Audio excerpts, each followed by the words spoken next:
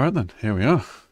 Majors 24 hour 2024. See if we can find anybody on track. Looks like the 99's on track. Oh, there's the 72. The 99. So this is split 9. And Sapphire SimSport have 3 teams in here. So we'll be cheering them on. Also following all of the other incidents and everything that go along with this. So yeah, should be some good fun.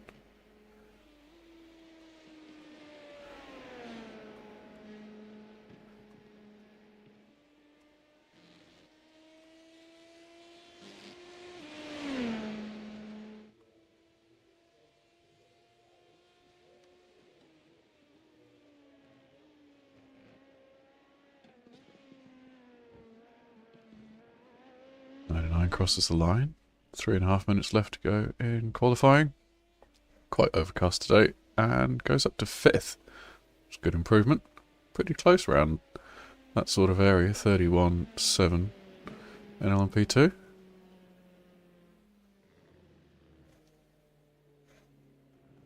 And the 99 car's coming round. Whereas the 72 BMW just sat there. Not really doing a fat lot. We did have one incident in qualifying that I saw so far. Let's see if I can find it again.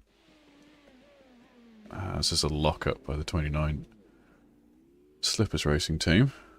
Maybe they slipped off the pedals.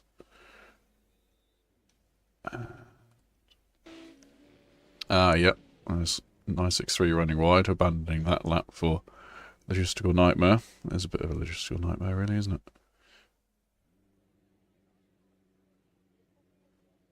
And was it this one?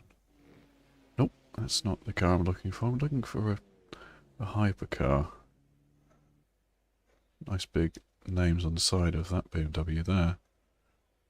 Slowpoke Racing Africa. See if we can find this replay. This might be them just starting and stopping again. Or even just starting their run in the 99.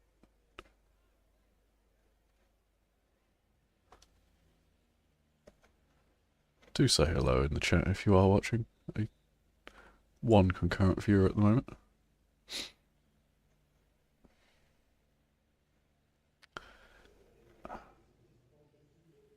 What was the incident that we saw? This is the one. Yes, let's have a look at this. Running 3rd at the time, it seems, for LSA Racing, and see if we can go roll bar. Yeah, here we go. Interesting how they stayed to the left there. But too much rotation on entry. That'll bite you on a quali lap.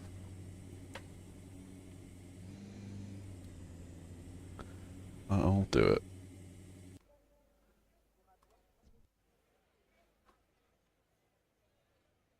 So, 1 minute left. Everyone's had the driver's briefing. They've had the grid photo and everything. So, soon they'll be lining up to take the start for 24 hours.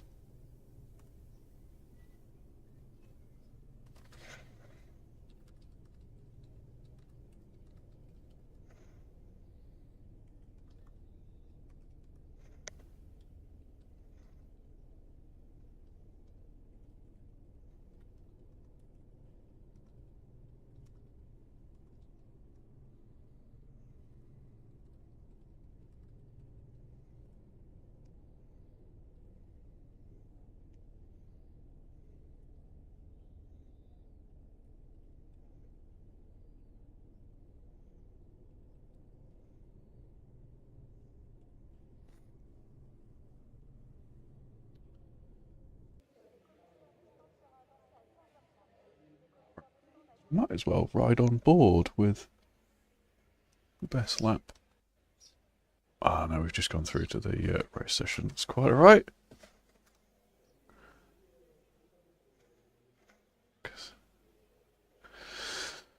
So, grid then.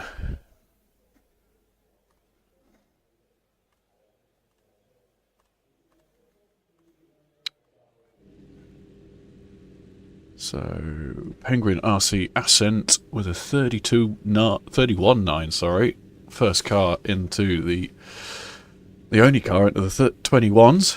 Very impressive. They've got a 22.2 for the 777 Masterful Pink Panther.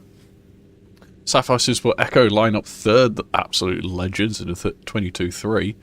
Also on a 22.3 is the 36 car of LSA Racing. That's in the old Rothmans colours. Very nice.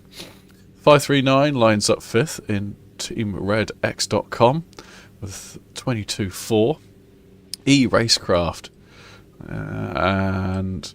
oh, no, we haven't got the front row not lining up. So, E-Racecraft number 50 in the 22.501. Sapphire SimSport Golf marginally behind them, with 1,000 separating them.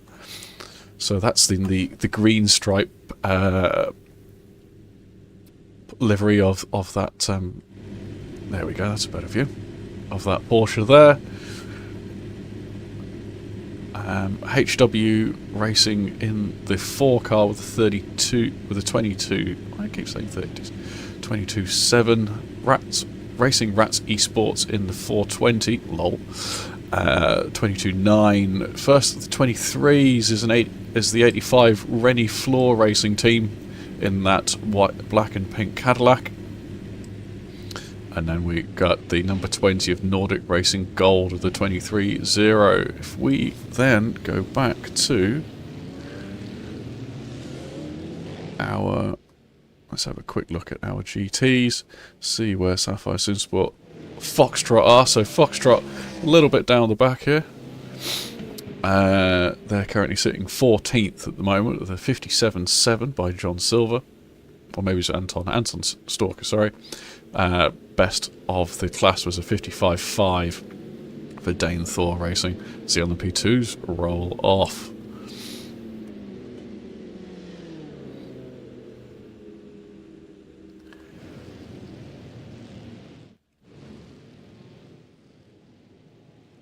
Maybe try TV3 for the start of the race. Nice aerial view at the moment.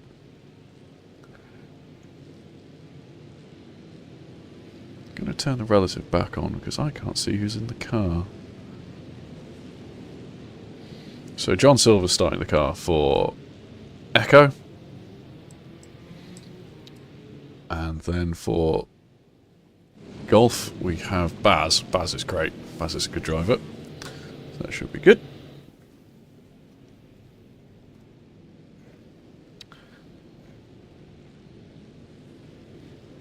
And then all the way down in the back of the GT field, we've got Anton starting. Unfortunately, the spec pack hasn't loaded, but the car looks really, really good. I don't know what the rules are for this. I'm assuming it's go on green flag. Safety car lights are out on the 911, the front of the field. We'll pull off very shortly.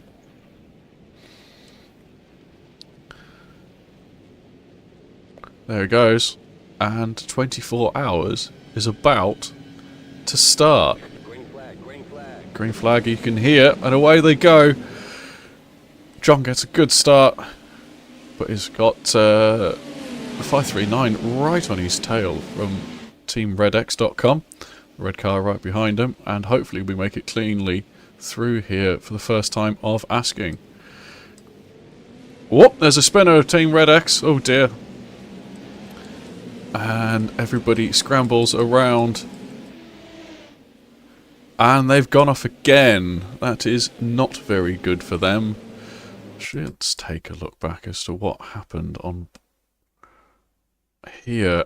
Looks like they get them to the back of the Cadillac of Sapphire SimSport. Sapphire SimSport losing the rear wing, unfortunately. So that isn't particularly good for them. So they're trying to go down the Mulsanne Straight. I was about to say the Dottinger Hill, but it's in Nordschleife spec for last week. And Team Red X, as you can see, have towed, unfortunately.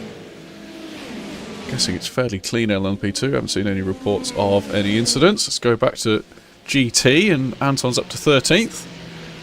In the number 17 Sapphire SimSport Foxtrot, Audi R8 Evo GT3 LMS2 Fanatec, powered by AWS probably. Oh, as we've got some stuttering. Is that Anton or is that me?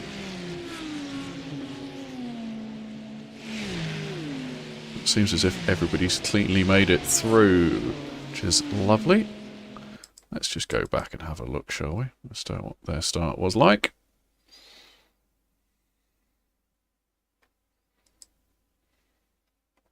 And as we can see, pretty darn boring, which is good.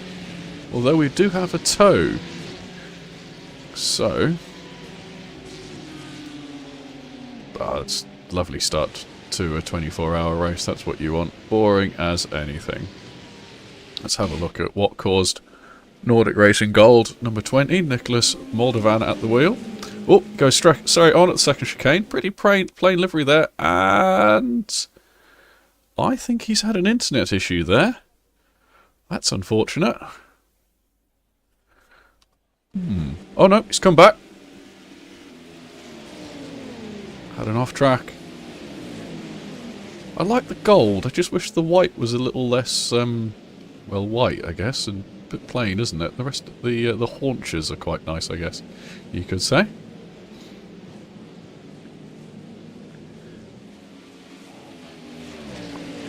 Now, what I would like to do is ride on board with Golf. Just to watch their start, I reckon.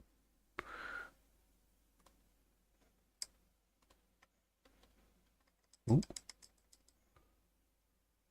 It's probably a better way to do this, but I'm just going to do it this way. Because I reckon they'll have had, yeah, here we go, an absolutely banging view of the start of their race.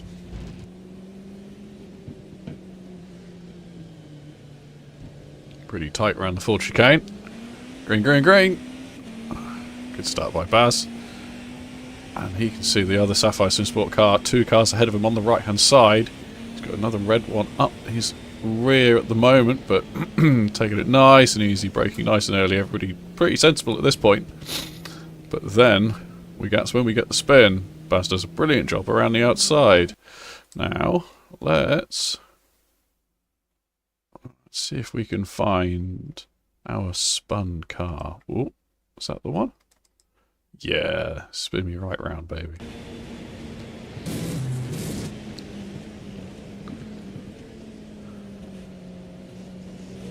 Yeah, a bit of a stack up. If we play it through again, we can see the Rothman's car on the left-hand side.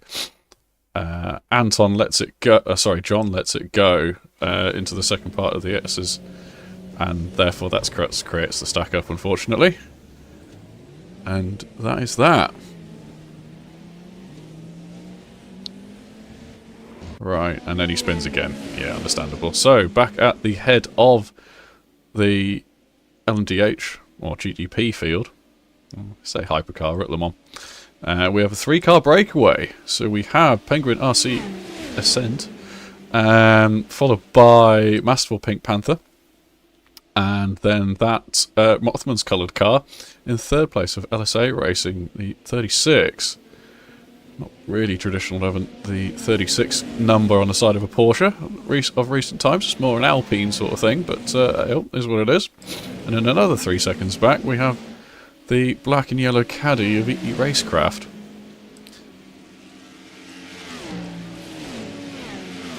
Baz in the 14 Sapphire SimSport Golf Porsche 963, getting a good old tow off the Apex Tech Racing car ahead of it, 386. Oh, a bit of a lock up there for the yellow car. Yellow and black Caddy. That's the 50V Racecraft, and we're side by side on the way down to Indianapolis. Let's see how this goes, shall we? Ha! Hi Steve, sorry mate, only just seen your comment. Hello, welcome. I hope you're enjoying the fun, enjoying the show, enjoying the voice.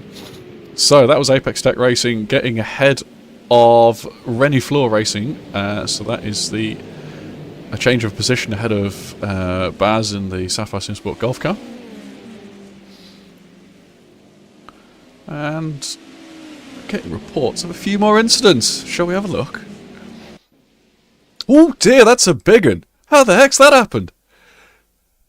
So this looks like it's the lead of GT. So the Dane racing car and has come together. This is a bit reminiscent of the LMP2 and Perodo and a Corvette coming together last year at Le Mans. Or the year before, should I say. That is absolute madness. We're not even 10 minutes into a 24-hour race. And that car has gone from hero to quite literally zero because it's lost everything that's part of it. That is absolutely crazy.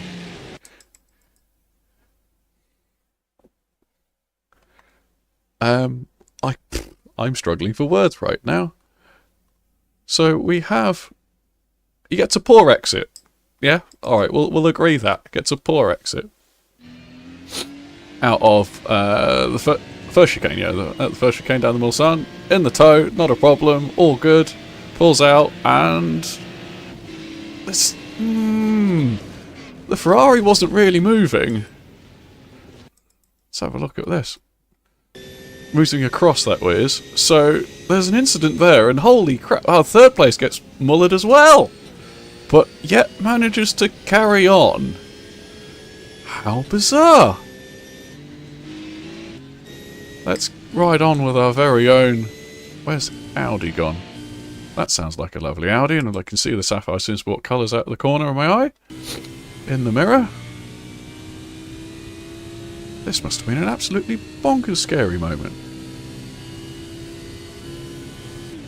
Ooh, everybody's braking, takes the wide line. Anton's not really one for slowing down very well for incidents. He just doesn't like it, you know? Crikey, mate.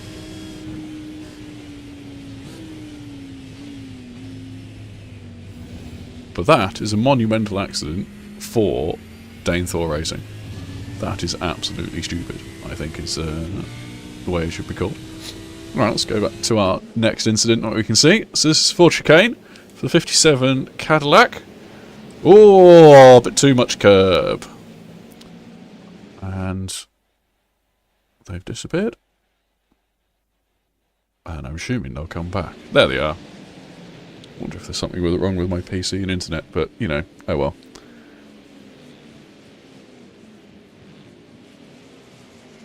Yeah, agreed, Steve. Paid good money to get into a wreck. Can't make it up. And you'd also... The other thing, Steve, is you'd like to think that you put your good drivers in at the beginning. So, maybe a bit of over-exuberance there by the Mirai United VRT Purple driver, Arlan Cardoon. Still ahead of the LMP2, so not entirely embarrassing. LMP2 battle at the front of the field, of their field, is alright though. 2-car breakaway. Number 91 of Vice Motorsports is a little on its lonesome, unfortunately. Oh, side by side for the lead though. And I couldn't tell you if that was a change of position or not, to be honest. I don't think it was. So the 55 Track Scotland, wonder where they're from, is ahead of the Adrenaline Motorsport, number 25. And now Golf are tucked up right behind the NSI yellow Cadillac. Through the Ford chicane they go to complete lap 3.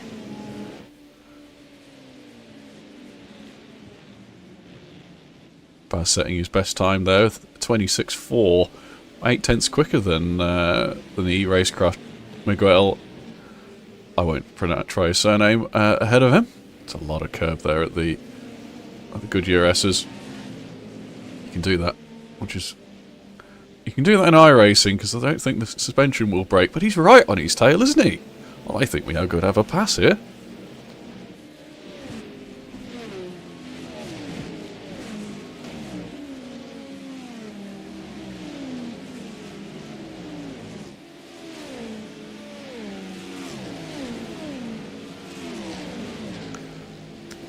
It doesn't look like Baz had a very good exit out of Tete Rouge, though.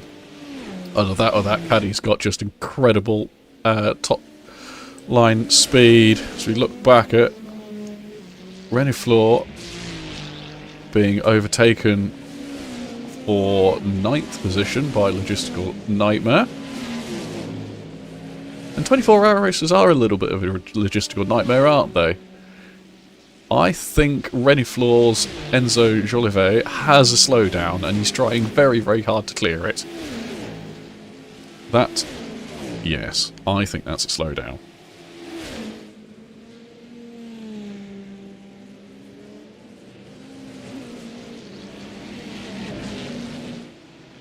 Whoa, it's a good old scrap here at GT, isn't it? Reminiscent of the GT Pro days of the late tens, as it were. Oh, what an angle. What a camera angle. That a lovely V10 roar from Sapphire SimSport Foxtrot. The only car in the 59s last time round, it seems. As they're coming up to finish lap 3. Oh, there's a big wobble at the back there. This could be a chance.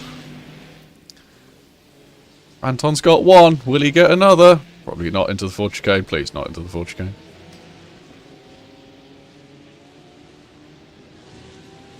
Wow, what an angle. What camera work. Interesting he's got Ruben Barrichello's helmet colours on there. Don't know what link Mr. Stalker has with them, but hey, it's beauty of sim racing, right? So that is Foxtrot into 9th position. As we can see on the ticker on the left hand side, Golfer up into 5th. And Echo, unfortunately, after a lap 1 pit stop, are way down on their lonesome. Here they are, between the 2 chicanes on the Mulsanne. So they are currently a minute 44 off the lead, I'm afraid. But the good thing for them is there's 23 3/4 hours of racing left. So if they've got good pace, which I reckon Caddy's pretty good, they could well do. Thanks, Steve, and thank you very much, Steve's wife, for letting me know that how lovely my voice is. Anton does not play around, Steve. You are absolutely correct.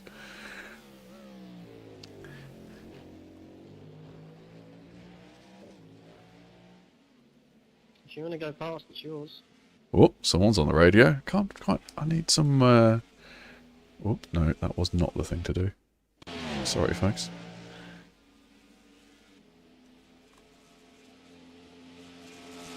Just sort this out. Sort something out on my second screen.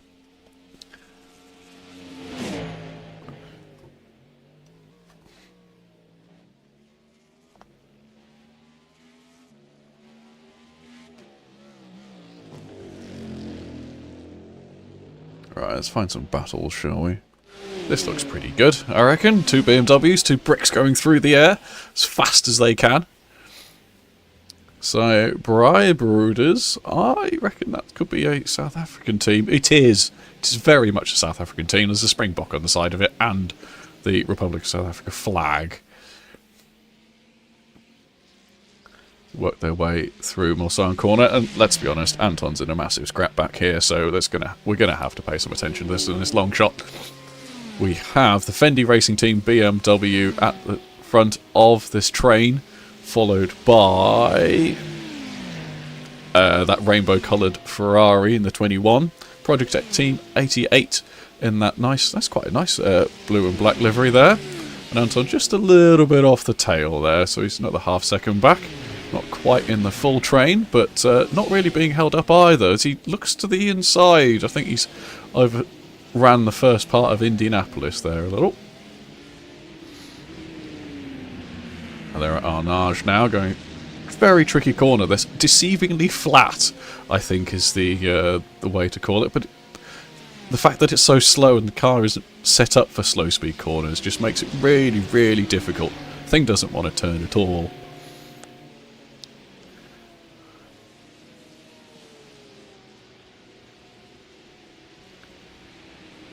I think the long shot's quite deceiving on how close the cars can be together, but At the same time, nobody's really making any moves. Do like that shot through the Porsche curves here. A lovely flat 6 to finish. Oh, there's a big wobble there by the 21. Holy mackerel, where did he go? He's over there. Oh, goodness me. Alright, let's see if we can get a good shot of this. Absolutely scare the bejesus out of ourselves. It's alright so far. Going round towards karting. Grass is not good. We want tarmac. Gravel is okay at the moment, I guess. There's a lot of rallycrossing going on, and whoa! He's just done a jump like the Hertz team Joker car did at Spa the other week. Crikey, mate. Lost a number of positions there. Not so good, as they say. So, that leaves Anton right on the back of the Project 88 Ferrari, which is the number 40 car, obviously.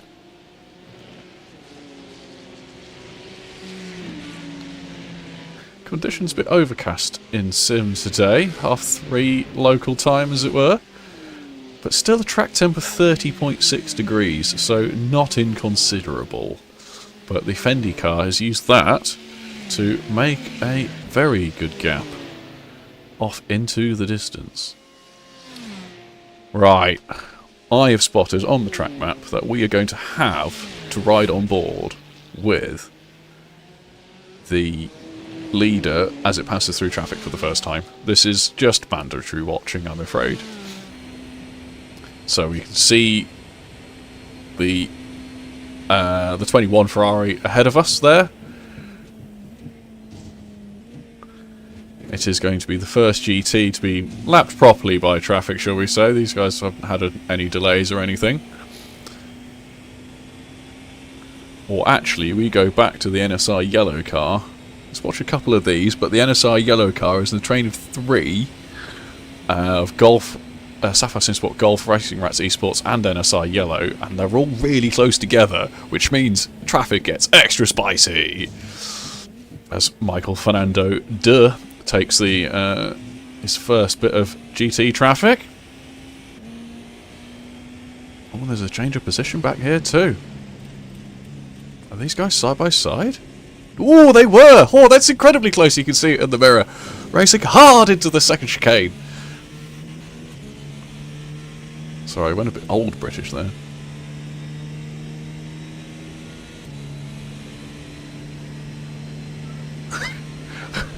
You reckon the Mustang's the way to go then, Steve, do you?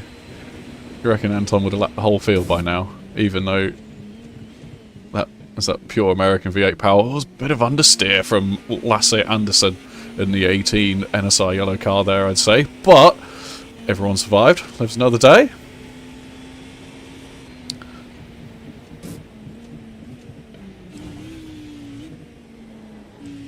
So Anton's had a couple of cars pass him as car goes off ahead. No harm, no foul. Thankfully, iRacing doesn't model gravel in the way that that the real world does, because that would be scary as shit. The amount of gravel that will bring on over the track over the course of the race. As we're going to get an interesting move here up the inside, I reckon, through Porsche curves. Whoa, very well handled. Somewhat screwed over Mr. Stalker though there. But nonetheless, that is the give and take of multi-class traffic. As we have Neil's Blau vehicle going around the outside of a load of traffic. Oh, isn't this just lovely stuff? Doesn't this just get you in the mood for the real thing next week? Isn't this just fantastic?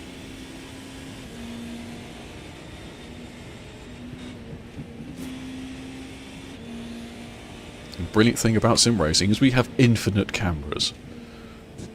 No extra weight to the cars, nothing. As Nicholas Moldovan is catching up quite quickly here on Bastien and Lasse. This could get quite spicy through the first part of the lap. Don't outbrake yourself, don't lock up. So obviously these hypercars do not have any ABS. Ooh. unlike the GT3s, which do. But all of these cars have traction control, but hypercar is much more difficult to control in that, especially when the tyres are cold. Which way is he going to go? He's going left. Good decision in the end.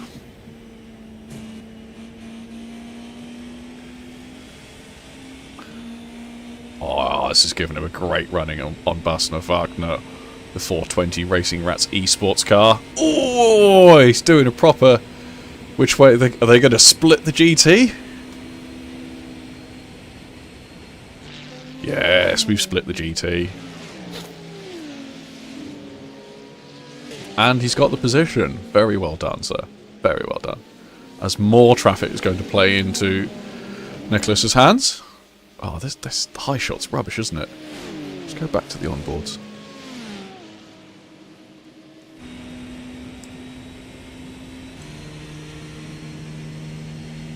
I have to say that I don't think the accuracy sounds very good. What do you reckon, Steve? Ah, Mr. Early Bird, it's Vincent! How are we?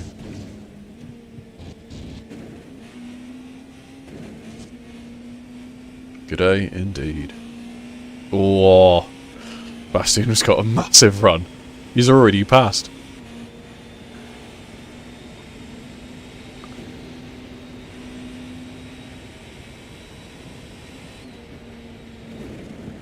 This just goes to show how fickle, I think could be a good word for this, traffic can be. And you may think that 13.8 kilometers that Le Mans is means that it's really easy, and it's not a problem whatsoever with traffic. However, we are proving left, right, and centre that that is not the case. Well, I'm sorry you're feeling a little bit sad about that, Vincent, but nonetheless, I hope I can help with that. We're doing good, thanks. Yeah, we're doing good.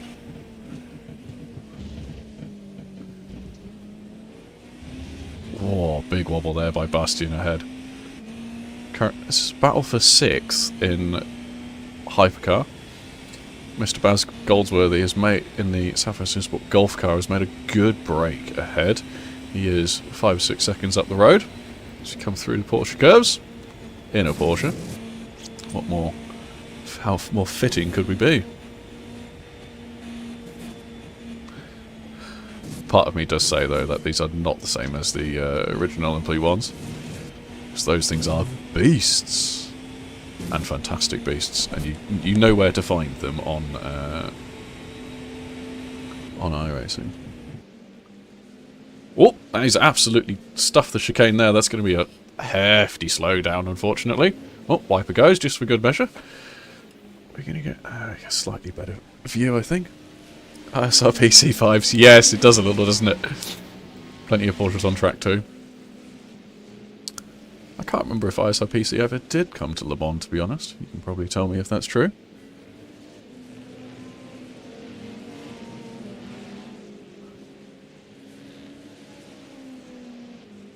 So Nicholas has then served that slowdown. Let's see, have a look, see how Anton's getting. Oh no, he hasn't. He's had to let another car by. Purple Sector Motorsports, sorry, Renault Floor and E-Racecraft have had to come by. That is really costly. Right, let's check in on what else is going up and down the field. Battle here for 10th. Lovely pink Barbie liveried BMW is currently ahead of that is ZR orange in the pink car. That obviously makes sense. And then we are Focus Racing, Diogo in the 21 and the 7. Sorry. No, I didn't think ISR PC went to Le Mans as well. Would be good. Oh no. Well, I hope you're recovering well from your surgery, Vincent. That's not good news. Right, bottom of the hour. I'm breaking any excuse now. Let's look at some incidents.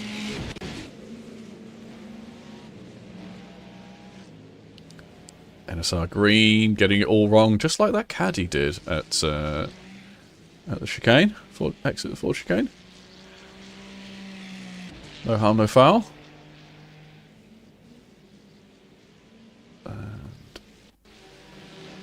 And, this is the incident of the rainbow-coloured Ferrari. Yeah, we've seen that one. Logistical nightmare. This is reported as an accident, as a crash. Oh yes, that would be a crash. And I think that's the Apex Racing tech car lost its rear wing in that caddy. And that car is going to tow. It is towed, as you can see on the timing screen on the left-hand side.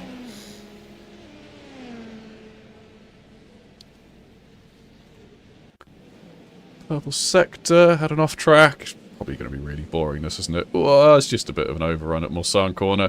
Got the braking all a bit wrong. No harm really done there. And this is the Apex Tech Racing green parked car, continuing without a rear wing. And that reminds me a little bit of Ye Fei going off in the Hertz Team Jota car there last year. Fortunately, Peter Plastow had already had some of his bodywork taken off and no more. Right, so this is the 31 Alemannia Aachen esports car having an absolute pig of it. That is brutal, to say the least. Last lap time of a 4:11, so good luck to them. ACL, oh, that's bad. Oh, that's a huge amount of curb and paid for it. That car is second, or second at the time. I think second at the time makes sense, but judging by the track map. Track map stays live, however, the timing I think does adjust. No, that can't. That's bollocks. That's all just bollocks, I think. Focus Racing again with an off-track. Let's see how bad this is. That's just a lot of understeer. That is not pleasant. And that's how they drop back to 11th place and challenging the ZRL Orange, which is pink car.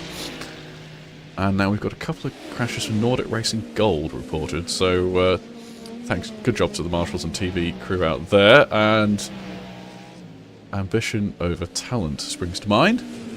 And then, so that's number one. Don't think anything hit, just time loss. And then another one through the Porsche karting. Ah, that's awful. Fortunately, they're able to lock it down, as you'd say in America, Steve. And carry on, but that puts them 14th place. 15th place right now, actually. It's just changed on the thing. And they come into pit. Yes, I think that car is not as good as it was. Ooh, that's a tight squeeze for 8th and 9th, isn't it? Renifloor pouncing on that. That puts E-Racecraft. That's just a shit shot, isn't it? Down to into 9th. Renifloor up to 8th. Should we go back live? See what else is going on. And this is live of that. As the LMP2s I can see on the track map are going through the GT traffic. And there's even John Silver of Echo in the back there as well. But that car is going slowly. That 32 car from Texas Speed. Lacking, I don't know what, maybe the definition of speed is in Texas is a bit different to everywhere else. Ah, I think that was a slowdown problem because the car seems to be back up to speed right now. So, let's go on board with roll bar and Sapphire SimSport echoes John Silver as he hits GT traffic for the first time. I do like that Corvette livery, I do have to say. Good old C5R vibes. Yeah, Vincent, we have 2 GTPs and 1 GT3, and they all made it into the same split, which is absolutely incredible. Or fantastic, as Murray Walker would say. I do note that my mic is going into the red a little bit, so let me know if I need it, if the audio balance is a bit out. Probably should have said that at the start, right? Track temp has dropped to 26 from the 30 that it started at, so yeah, that's why the high camera shots are a bit poor, to say the least. I'm getting past a good few GDs there. Looking to get past it. Another one into Arnage, brilliantly done, good compliance, and that's almost, that's a bit ugly and awkward, isn't it? Just about here, the LMP2, yes, here we are. The Cadillac will pull ahead though, does have more power. But not a lot, it seems. LMP2 is allowed to use their low drag configuration at Le Mans. Makes a big difference to their abilities. Bit of intra-team action here. John chooses to wait behind Mr. Stalker. Brilliantly done. Yeah, Silver's pretty quick, it seems. Done a good job of finding him. Unfortunate of that lap 1 wing loss, though. That's what has really stuffed up their effort so far. He's doing 20. What's his lap time this time round? The 30.8. So a few seconds off what the rest of the class is doing, but as we can see from the track map, the rest of the class is in clear air. So that's not really a fair reflection, should I say, of Mr. Silver's efforts. Nicely dabbled around the 999 Ventrol PM Sport by ... in 5th place, that lovely yellow Porsche. Go on, you can get this one before Tech Rouge. There we are, lovely. I'd have taken a lot more of the normal racing line, and that will be a slowdown, I'm afraid. Yes, we can hear he's lifted out. The LMP2 car in the rearview mirror is catching back up.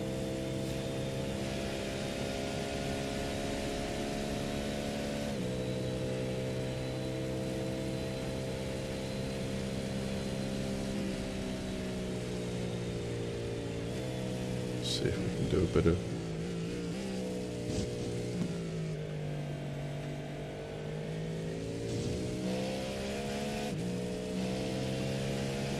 adjustment to this.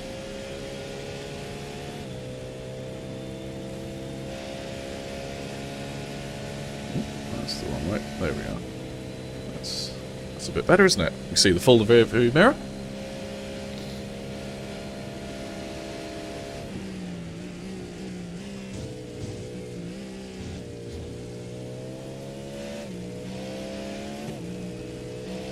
Around the outside of that BMW. That is second place, Jeremy Littleton in the 6 Aero Anonymous car. Did his best lap last time round, but still not class best. Forge Lions driver Jakob Bugala is 37.1. Quick stuff at this early point in the race. Oh, that's a massive moment. Oh, half spin, I think we'll classify that as. It's pushing hard, Mr. Silver, as you say, Vincent. Hopefully they can come back with a strong result from here. It's a long way to go yet. 23, just under 23 and a half hours left.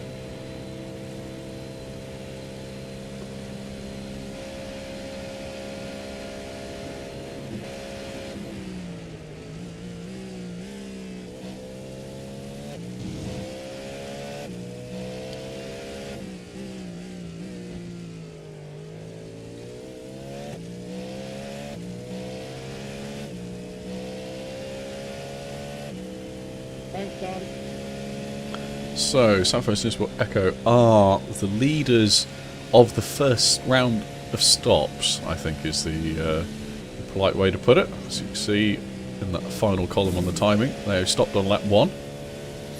So, in that sense, it's not so bad. 14th, as they go around the Fendi racing car of Adam Moon. He's 4th in class.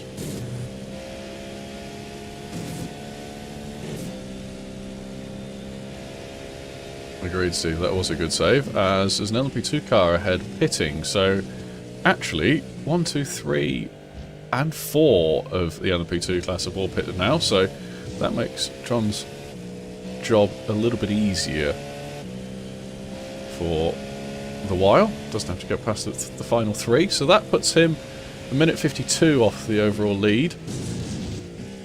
It's a good 2/3 of a lap, or nearly. As Baz just made a pass for 4th place, it seems. Caught at the corner of my eyes. Although I don't quite know how that works because he's in free air.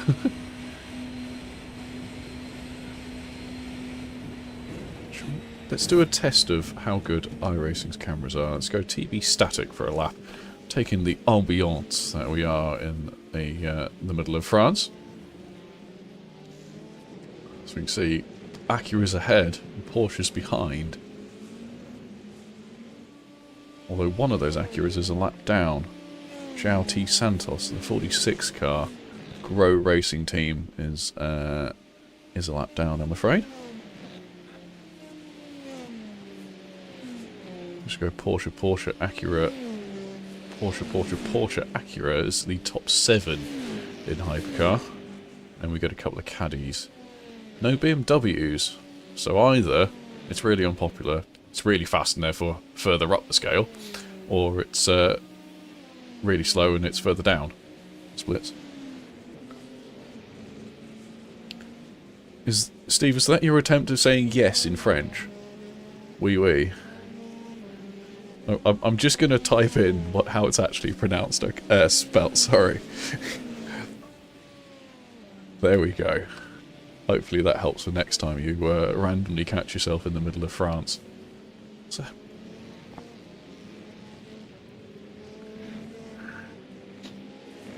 I was about to say I do quite like these shots, this selection of shots. It's really quite...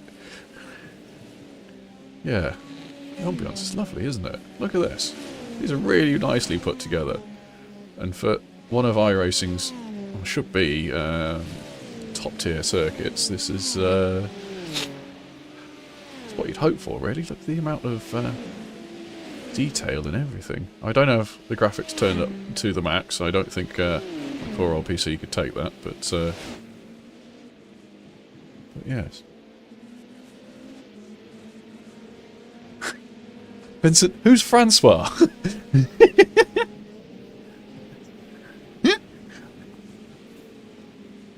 Francais, I think you might mean. Swap your O for an A and, oh dear, this has gone awful, isn't it?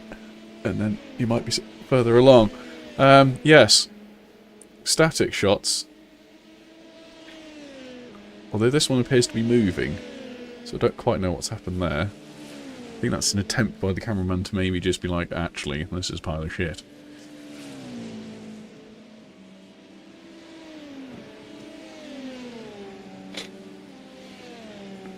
Yeah, it's not the best of conditions, shall we say. But, you know, knowing iRacing these days, I'm sure it's realistic for the middle of France in June. I cough. Yeah, I'd say Francais. Vincent, if I were you. I'm not, I don't claim to be good, but Francois is a person's name in my eyes.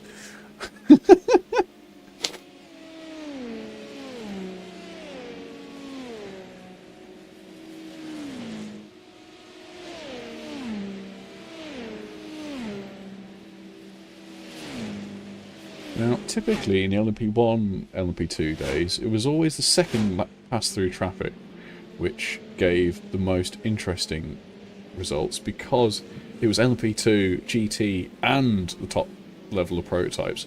So, with that, that's what we're going to get soon, I reckon. But before then, let's go have a look at a few more incidents, shall we? Start here.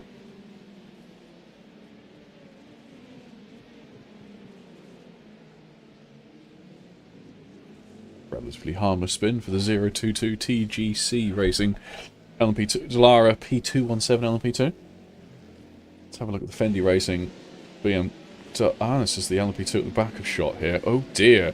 And almost takes out their own team car. Does the right thing and takes out their own... a class contender.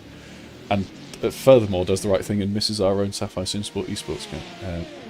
Foxtrot car.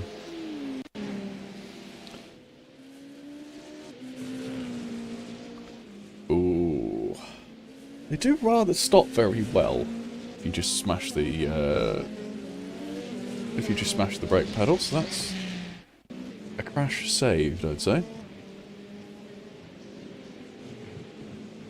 And that is a complete total brake lock-up, missing the brake marker for the Nordic Racing Gold. They're not having a particularly good time, I'd say.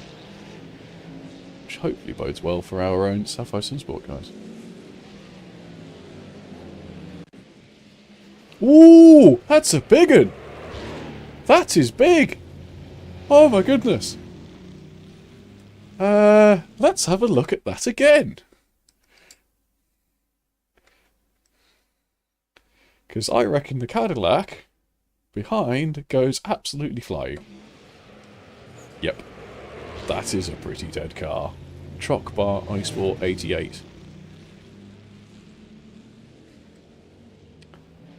How the heck did that happen then? Oops, sorry, getting the wrong...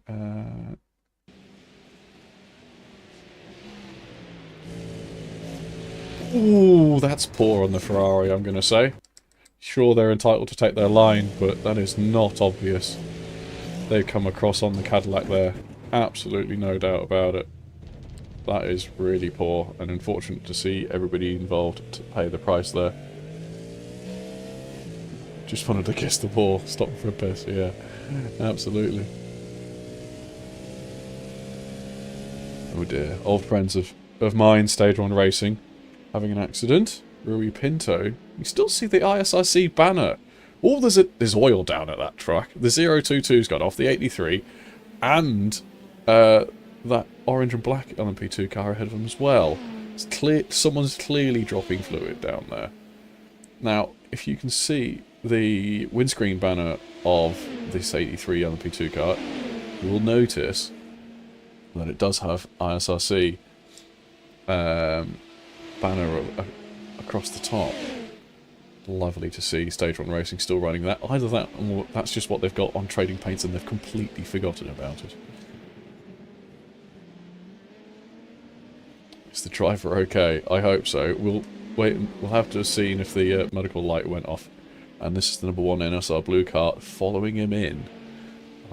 So, yes. Bit of combined parallel drifting. Synchronised, as we say. And that's just too much rear brake bias, I'm going to say. And that's a stupid rejoin. What happened to the car ahead? See if we can find the right one. That's not it. This would be the one. Ah, it's yellow at the front, and that's what stuffed me up kind of looking for it. It's a lot of silly accidents, and that's a broken car. That is crabbing badly.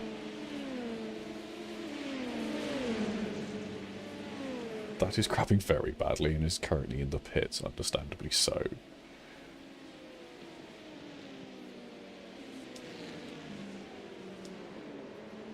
And that's another accident for them. Yep, understandable. Ah, sorry, yes, I've just doubled up on that one. Oh my goodness me. What the heck's going on here? The one is going incredibly slowly.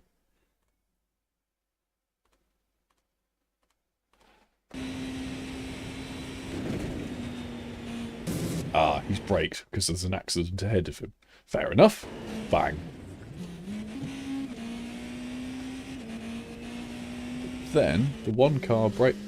it's crabbing, left rear suspension problems, and has their own half spin. Understandable, I think. And the rate of attrition in LMP2 is absolutely astronomical at the moment, it feels. Well, there's another car. There's that one car in the wall. We're riding on board with the 06. That's about to go into the pits. So the one's towed, understandable. And this is where we see the one car have It gets hit. Oh my goodness, you're kidding me. Gets hit by this BMW. Now, is this excusable or not, do we think? There's one dead car there. Okay. I think we need to find another angle of this, and unfortunately I think I'm going to have to use cockpit. Because I think he...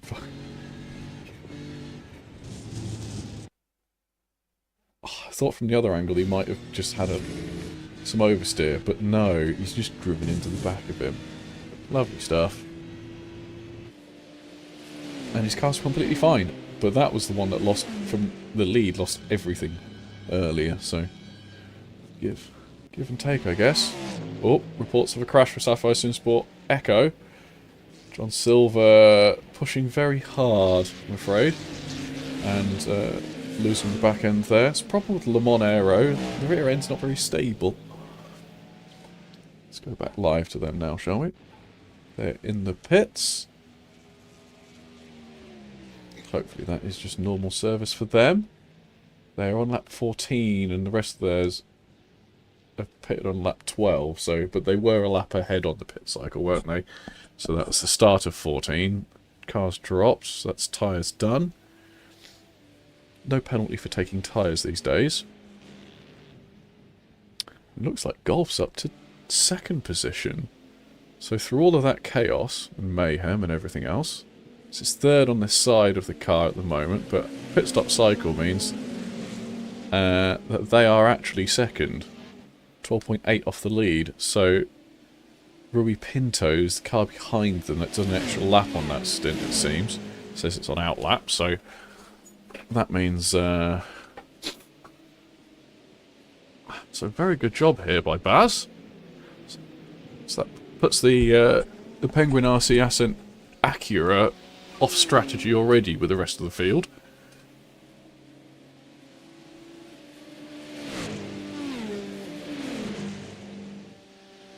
Be interesting to see how that plays out at the end of the race.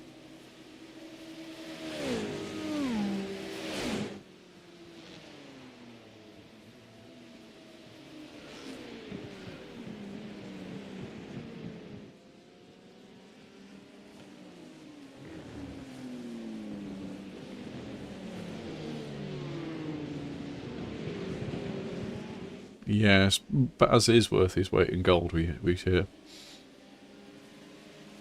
Wow, Sapphire SimSport Foxtrot's up to 4th. It's a good rise. 58.3. 12 seconds off the lead. So the same gap from Foxtrot to the lead in GT is between Golf and the lead in Hypercar. Nice bit of symmetry there for you.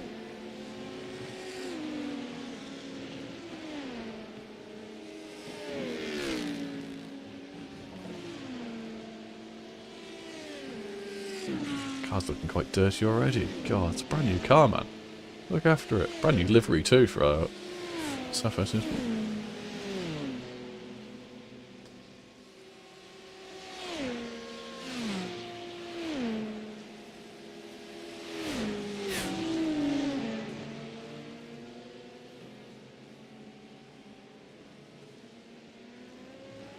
I do see that there are 8 viewers on at the moment. This is probably the most I've ever had. If there is something, if you are from another team, hello, we are Sapphire SimSport. If you would like to, oh no, 7 now, never mind. You've been found. If you would like me to show your car or whatever else, then let us know.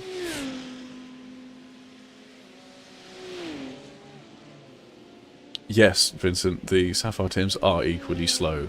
12 seconds off the lead. It's a good job we don't have an LMP2. Oh, it's a shame almost we don't have an LMP2 team, because then we'd also be, 12 seconds off the lead there too. Which puts 3rd, so, not all bad. Should we have a look at that lead in LMP2, shall we?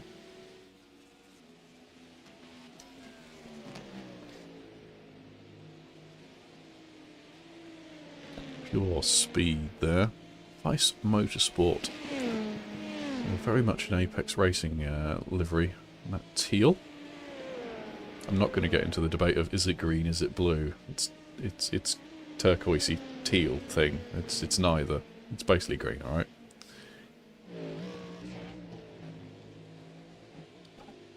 And then the 55 Track Scotland. Car behind them, the purple one. Okay, I now see what's going on with this Vice Motorsport car. It has both Apex and VRS on it. So maybe they couldn't decide which setup shop to support. Or maybe they're getting coaching from one, using the setup from another, and racing in an event run by the Majors garage. So, you know, go figure. Yeah, the GT3 Audi livery is rather nice, shall we say. Kyle has done an incredibly good job. Hey, Riyadh.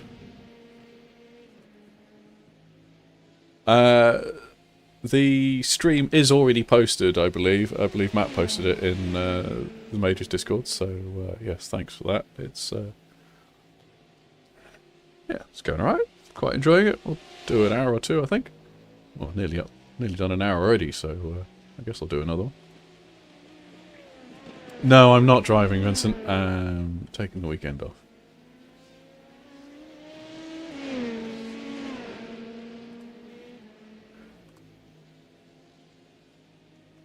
Let's have a look at...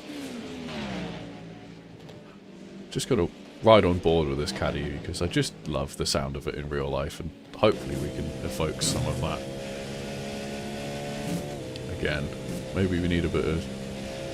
need to find a Cadillac that is just ahead of another car, so then we can run a bit of gearbox.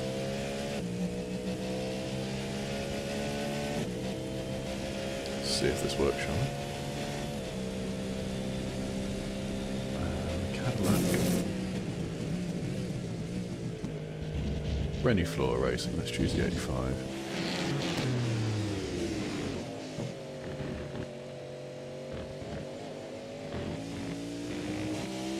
Bit of an alternative view.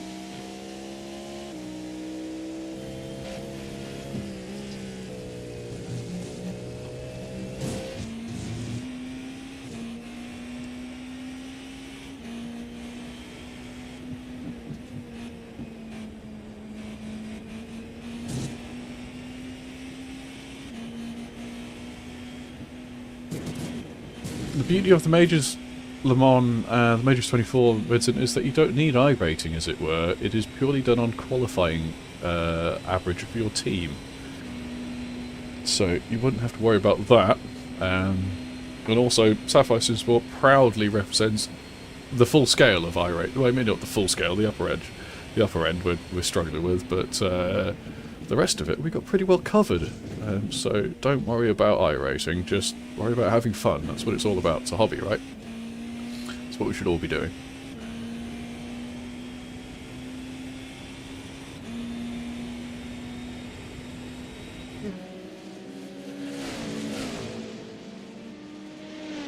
Bastian Wagner still in the mix of it here. 8.7 of a second off Miguel. Ahead of him, E-Racecraft and Racing Rats Esports.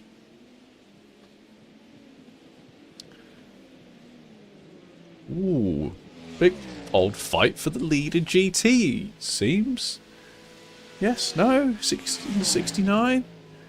That car says, that BMW says it's got number 12 on it though. Have they just done their pit stops? Yes, they have. The North Sim Racing is on an outlap. And takes the Aero Anonymous is in the lead. What was that? 963 goes around the outside. Oh. So this is your top 3 in GT. Bit of a plain livery by the North Sim Racing Porsche, but nonetheless doing all right.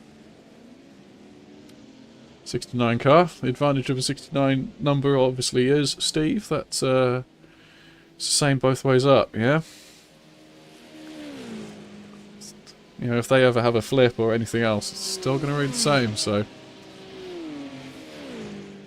Don't know why they chose that over the 96, but anyway, it's what it is.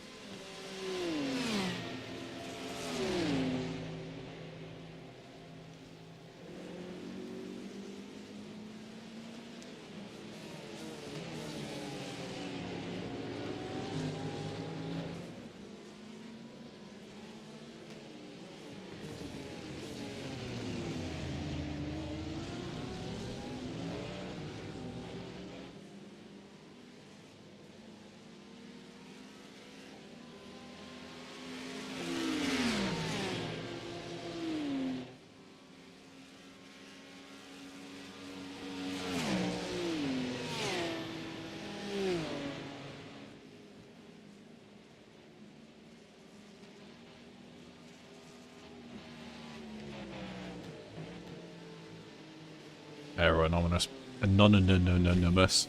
Going away there. Through the Porsche curves. Or up to the Porsche curves. Using that big, brutish inline 6 to power that brick through the air.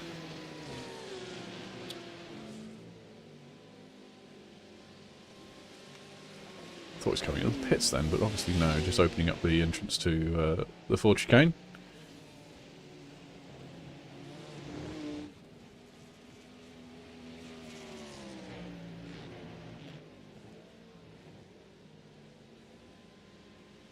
Everything's settled down a bit. Let's have a look at this, shall we? Two Porsches going at it, strong. Placebo International chasing down Solid R Endurance. I wonder what the R stands for. Whether it's race or... don't know what solid R's you can think of. Damn right, Steve. And the second most fun you can have with your clothes on is listening to me talk about Sapphire Racing, isn't it? Your wife will agree, I'm sure. Hi, Mrs. White, if you're still listening.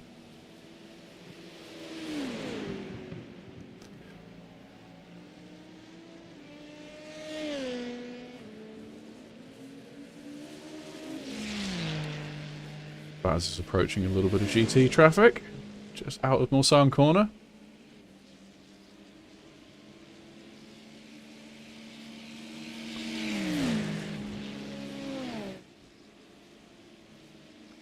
Yeah, Steve, for background, Vincent helped with the league that Isaac and I used to run. He was one of our broadcast partners. Oh, I hear an accident, and there is a massive accident in the background. Let's have a look at that. Oh, God. Okay, so... wrong way. There we are. So, punt. Yes, lovely. Nice work. And gets him back too, and the other one. Fantastic. Should we watch that from the onboard of this red car? HW Racing 24. Yes. It's all going swimmingly. Does the right thing, goes the right way. Bang! There it is. I think innocent is the right word for that. I'm not really sure what this guy felt about it either. This camera angle's crap. Let me just adjust this. So the suspense is killing me too. I'm sorry. There we go. Is this a bit better? I can actually see up the road now. Yeah, let's do that. Bang. He didn't actually throttle up, so fair enough.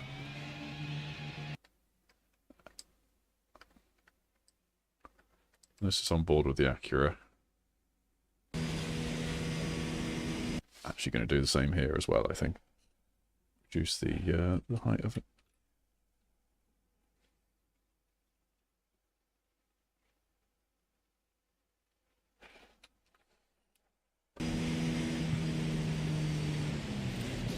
That's just an awful misjudgment, to be honest.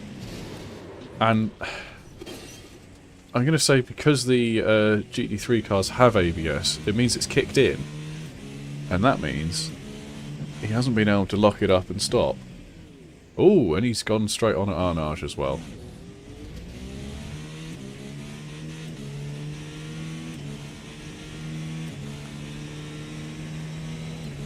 So what, anybody see what the other car involved was? It was the HW Racing there. So okay, let's have a look at another report to crash with the... Ah, sorry, that's that car, isn't it? Yes, that's right. So this is all of the incidents. Oh dear. Well, at least in iRacing, at least, it won't be a 30-minute safety car period to sort the... That's very effective. To sort the guardrail out. However, I suspect that this thing is not exactly driving particularly straight. Made it back to the pits. Might have towed to get there. But why the hell, when you were running... as Penguin, we're running 3rd or 4th, maybe? Why the hell have they just driven into people? Anyway, here's what it is. Fog's lifting a bit, at least.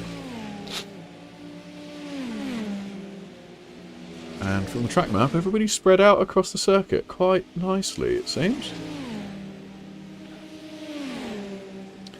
These two Acuras are absolutely going for it.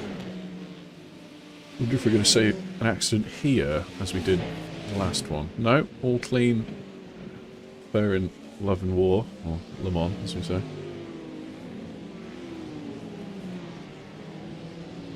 I hope for you too, Steve. I'm sure you deserve it. I'm sure you've been a good boy, and therefore you get to be a naughty boy. Anyway, let's just nip that one in the bud.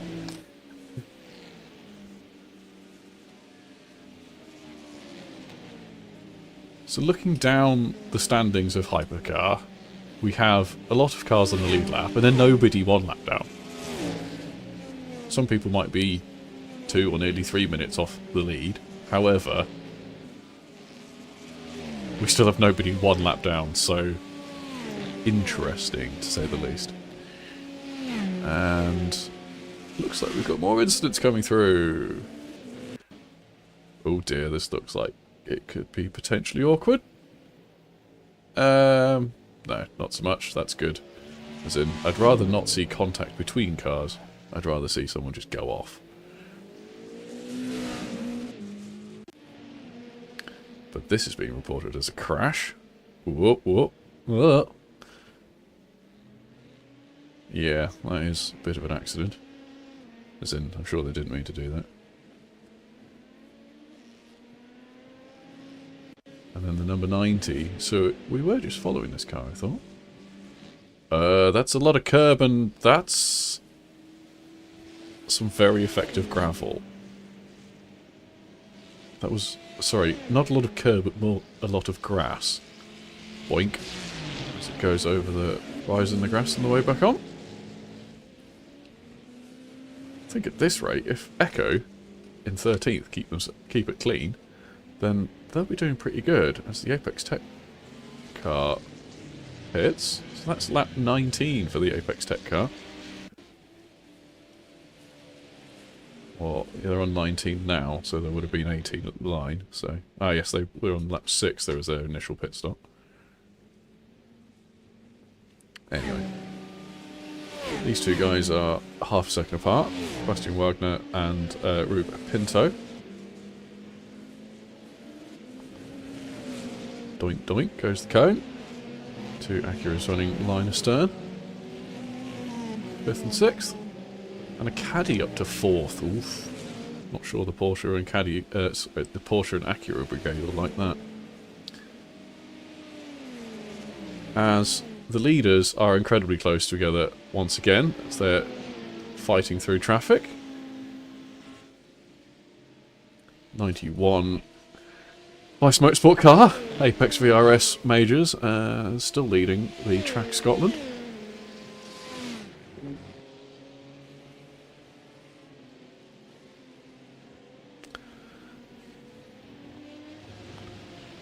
Something about me says I quite like the plain livery, but at the same time, it's a bit boring and dull, and a white logo on a turquoisey car is not particularly good. It's not bold, is it? The overall colour's bold, but yeah, anyway. Alright, enjoy, Vincent. Have fun. I hope you, if you are back, then I hope you recover well from your ACL injury, and yeah, good luck. Gap opens back up there. But we have a battle for 5th position between 32 Texas Speed Sim racing car and the Fendi 392. Completely different lines through the S's to start the lap.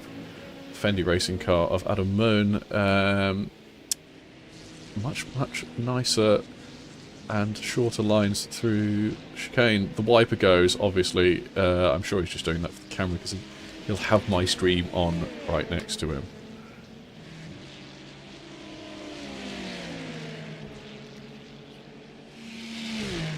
Got the 206 there of Archie Williams.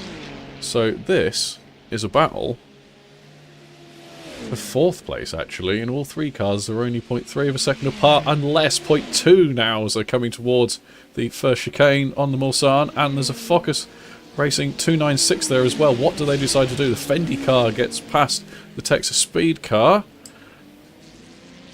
and then gets past the SJS Eclipse competition car as well, as that gets balked as it coming out of the first chicane. Quite a bit of damage to the front of the Fendi Racing Car 392. They'll be wanting to get a bit of that repaired at their next pit stop. They're on lap 19 at the moment, and they stopped on... A lot of these guys stopped on lap 9 and 10, so not too far off another stop.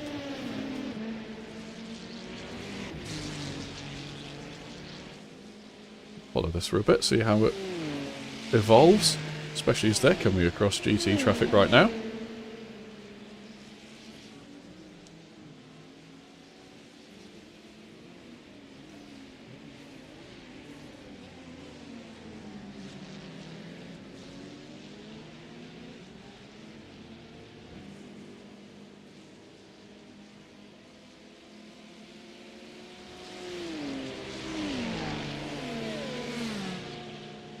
Excuse me.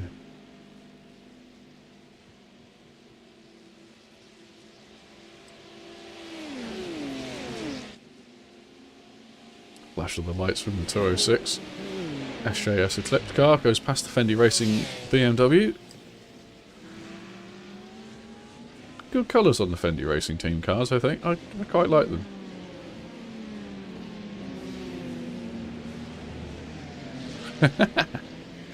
Oh, Steve, you're too kind.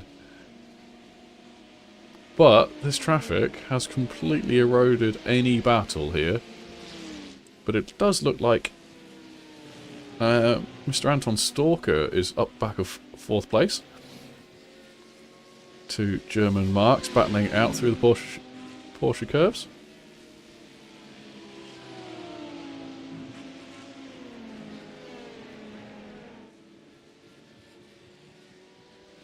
You like the colours of the Fendi racing cars, do you, Steve? I'm assuming that comment's late made it. Now, is the Fendi Racing LMP2 car going to get 1 or 2 GTs? Only the 1 into the full chicane. Anton's going to have his mirrors absolutely full at the moment.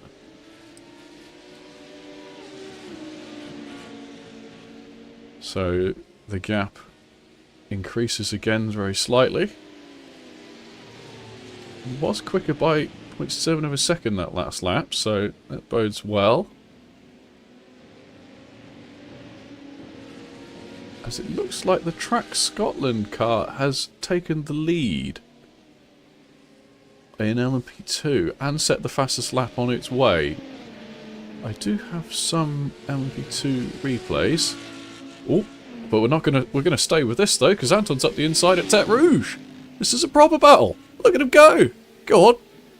No, the 999 Tommy Wallace does not get a slowdown on the exit of Tete Rouge. That's crucial, but we've got LMP2 traffic approaching as well. So that is going to play a part in this. Which way are they all going to go? Left, right, middle, perhaps? There is a gap there. Yes, middle. Very compliant from our GT drivers around on Tommy. As Anton is still up the inside, Cone gets smashed again. And that is 4th place for Sapphire SimSport Foxtrot.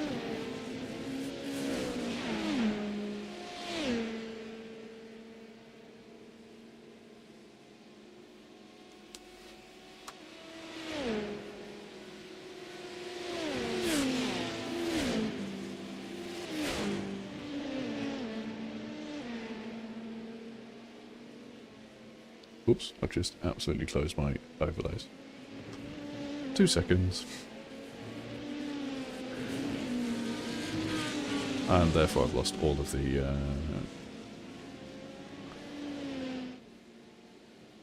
pit stuff. Oh well. And I can't go back to any incidents either. Oh well, is what it is.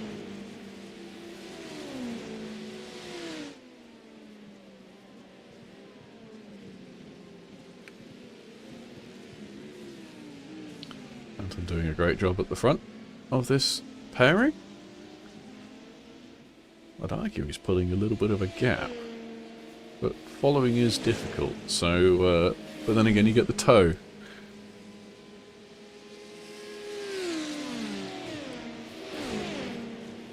LP2, has Anton seen it? Maybe. Yes, he has. Okay. Camera angle foreshortening the distance between the cars. Oh, I love it, Steve. Yes, keep them coming.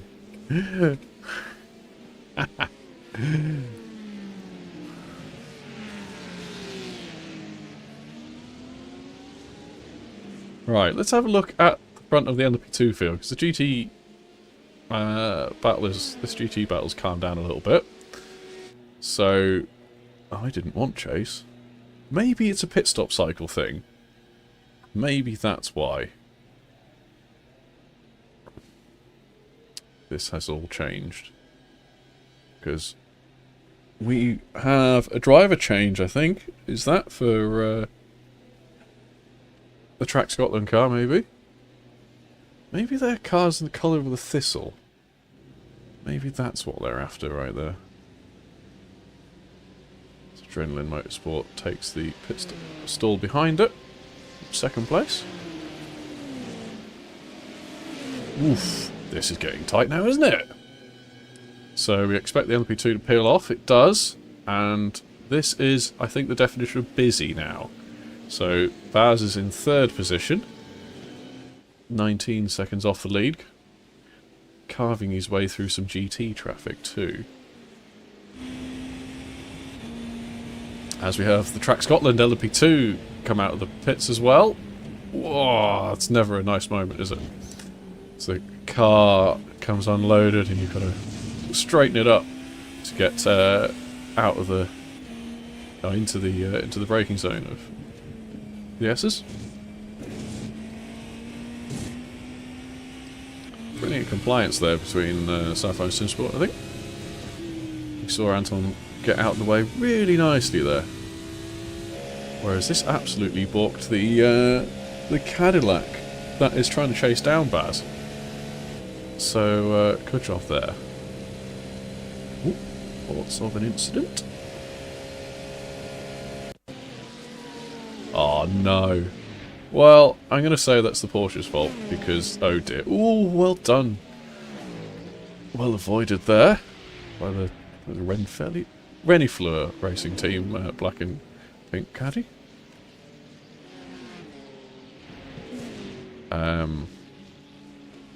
Anyone going to do the GIF from Austin Powers? But nonetheless, safely done so far. And the 917 at 911 gets back underway. Sim Racing Arts. Liguano.eu.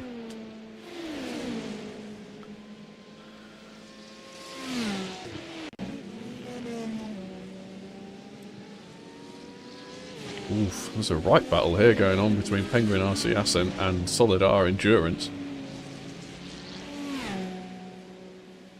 See from the track map, it's very busy down the Mulsanne at the moment, with a lot of red of GT mixed in with a lot of other cars.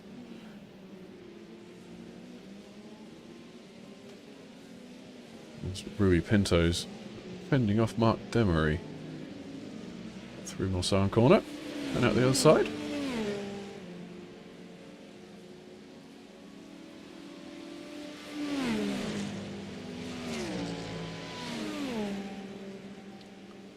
I have to say, I do like going roll bar to watch people go through traffic, but we'll just stick with this for a bit. I see Baz is catching some traffic on the track map. Not a move into an Indianapolis, so what I suspect here is that the 42 Solidar Endurance car is just saving a little bit of fuel every now and again, but he also looks like he's got enough pace to make a good move, so we'll see what's happening.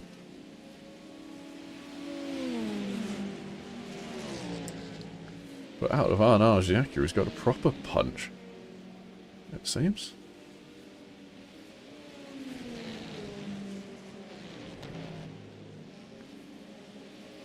I think the Acura is good on its through the high speed as well, so that is certainly paid it well through the Porsche curves.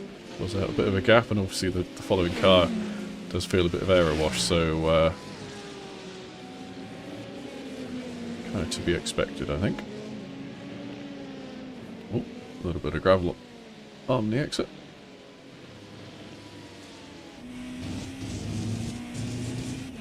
Baz has cleared all of that traffic now, so that's all fine. But we will go and have a look at some more reported accidents. So the Dame Thor racing car gets swiped by the yellow and black caddy, which I can't remember the name of at the moment. But no harm, no foul to a certain extent. Able to carry on. That car is 5 laps down, I'm afraid.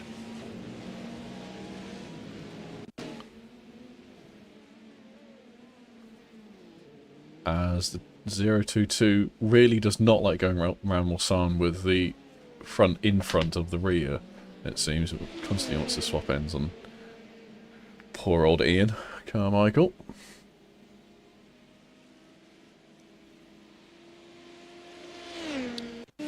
So through the pit cycle then, we can see that the 55 Track Scotland car is about 4 seconds ahead of the Vice Motorsport LMP. See that there in the background. So that pit cycle difference has done it well. So the Vice Motorsport car stopped a lap earlier, but as traffic has not been kind to it, or its in-lap and out-lap has not been kind to it, so allow the Track Scotland car to make an escape.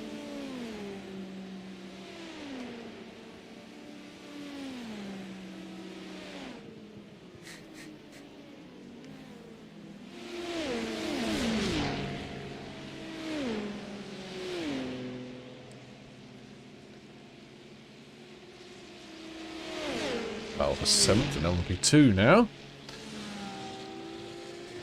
Almost can't see the 304 Fury SimSport blue car behind the iconic Motorsports LMP2. So damn close. I don't know if there's a Ford in this race. Shall we have a look, Steve? Good idea, he says. So we have... I can't see a Ford on there. I've got BMW, Porsche, BMW, Porsche. Audi, so that's the top 5 all in German marks. Ferrari, BMW, Ferrari, BMW, Ferrari. That's a weird pattern. I think that's the double cheeseburger approach of the Big Mac. So if we've got Ferraris as the bun and BMW as the patty, as it were, we've got that's a bit of an odd one. And then we've got Chevrolet. We've got the old Corvette. Let's have a look at the Corvette, shall we? This is in like the C5R throwback livery, I think. Well, I see, with the white base, the black stripe, and then the yellow above, and also the hazards tape on the rear, as it were. That's a nice touch, as we see. And then another Porsche, 2 more Ferraris, BMW and a Ferrari.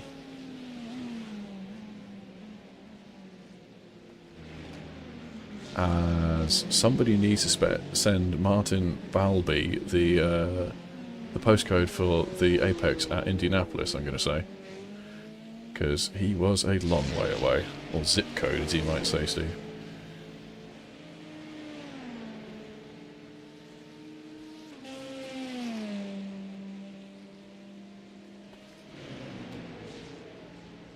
Yeah, it is a good livery.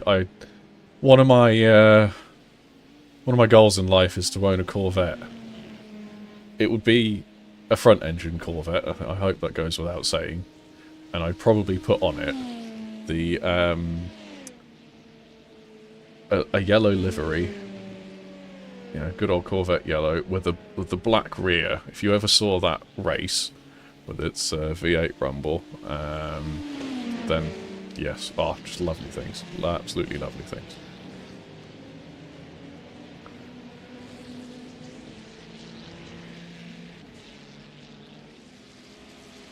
More battling in LMP2, it seems. So we have 29 Slippers Racing.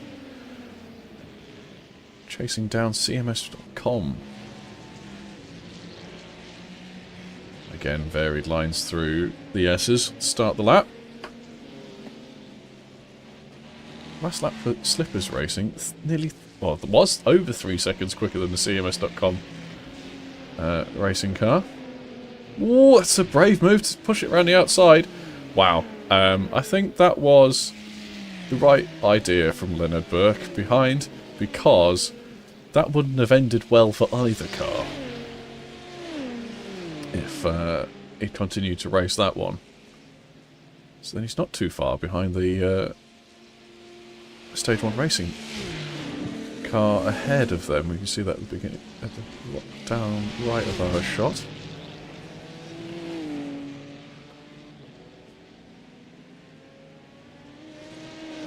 A load of reports of off-tracks.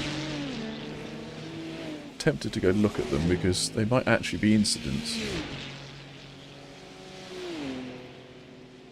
Sure will. Sure will put a tingle in your dingle. That's what you want, isn't it? So this is a bunch of off-tracks. We've got the Fendi Racing 392. I think that's... Oh, that's just what? A little bit wider Arnage. No harm done. Bit of grass thrown up. Hi, Nye. TikTok P. Logistical nightmare. This 963's had a bit of difficulty through the Mulsanne chicanes and decided this time to go at Mulsanne Corner instead. And the NSR green car has recovered from its awful incident at Indianapolis and decides to just run out of brakes at Mulsanne. Bendy Racing going for a slide through the S's on the way to Tete Rouge. So I'm seeing a lot of change on my timing screen as the hypercars are starting to pit. Another off track here. So this was the car that was hit on the way out of Arnage by an errant competitor. But a little bit of gravel tracking and it's alright. And Mulsanne Corner seems to be getting trickier. Either more rubber being laid down or track temps getting even lower. But they're getting it... Yes, not really helping people, are they? So, that's interesting, to say the least. I wouldn't have expected it to get more difficult. As Penguin Ascent takes the lead again on its one stop longer. It is. Sorry, one lap longer on its pit stop cycle.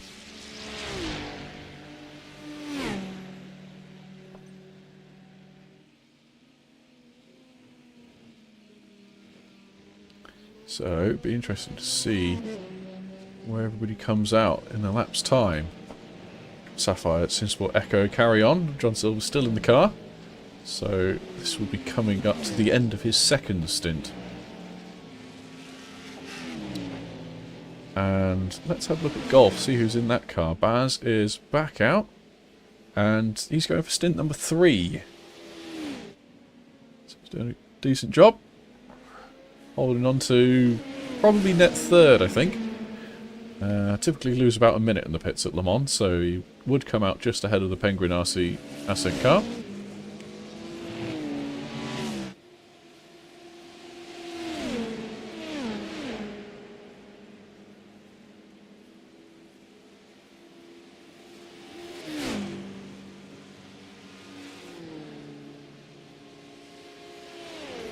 As these pairing of GTs have not really, what's gone on here? The 06 has gone slowly.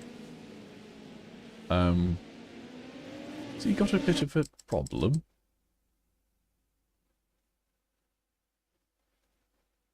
Have they missed the pit? What lap are they on? They're on lap 22. So they didn't come into the pit. Interesting. And they've decided to go through the first chicane.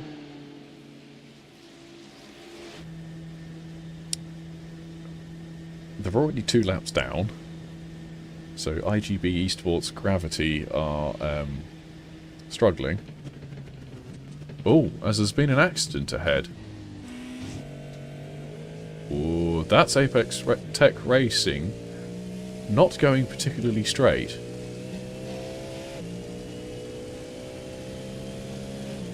Should we have a look? So this is the 022. Oh no! So the Apex Tech Racing car comes across, I'm going to say, but nonetheless,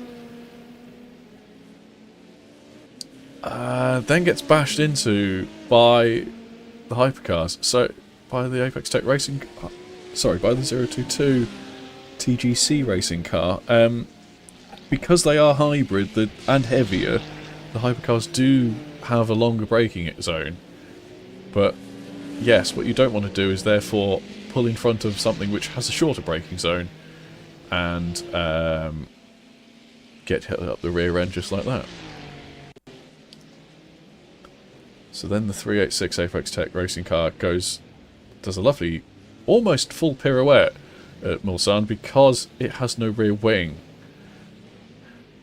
I was going to say go figure, but I also could say go physics. And has decided to tow, which is unfortunate. Yeah. Now, the 022 also has an incident, but this time at Arnage. That's a front left lockup, a big one.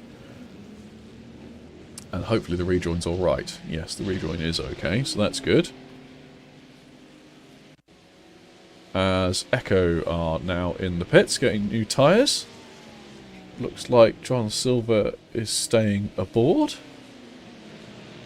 So he'd be going for his 3rd stint in a row as well.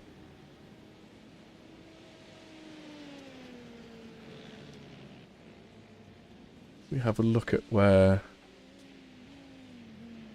Now I'm lost. I was expecting this car to pit.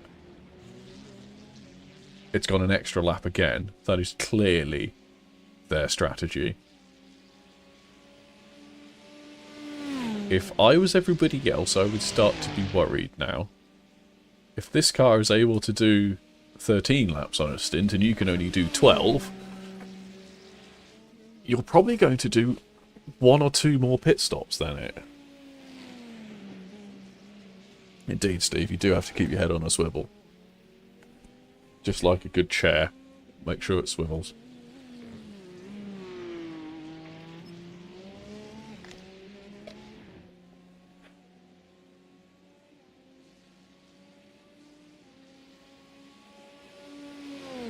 Hello to my 7 viewers. If you would like to have a look at any particular car, let me know. I will oblige.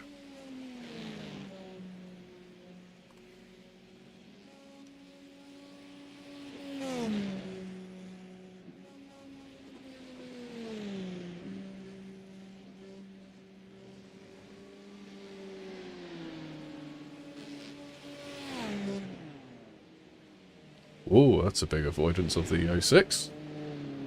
Still trying to come back. Ah, yes, we never solved this. Right, so this car is coming back into the pits.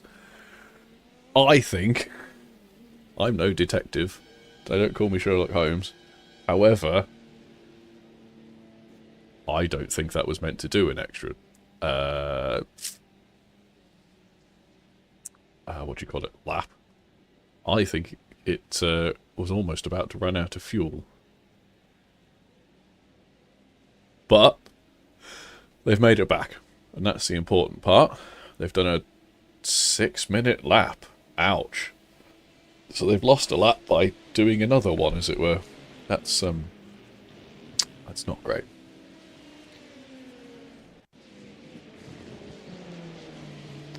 The LP2 car, what's it going to do? Fendi Racing, 392, Adam Moan.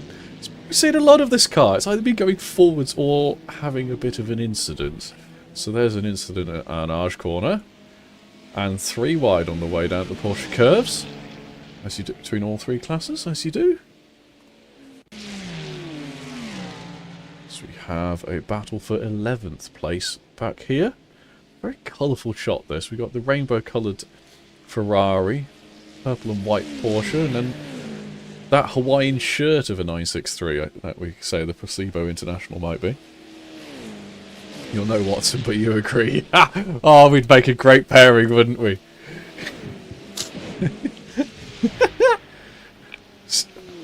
What was Watson's? Was Watson's first name or second, Steve? Would we therefore be Martin and White or Martin and Steve? With a great sports car detective agency.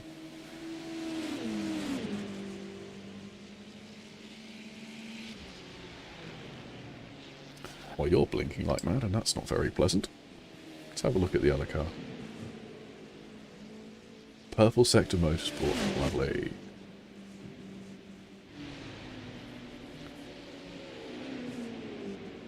Mahalo.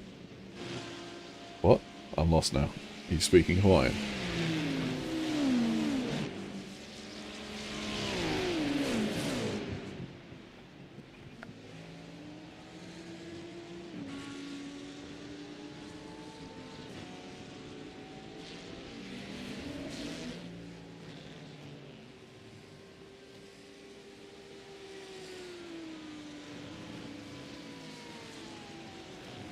Is he going to make a move? Yes. No. Maybe.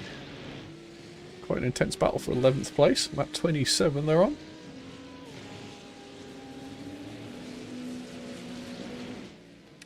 Alvarez versus Dockett.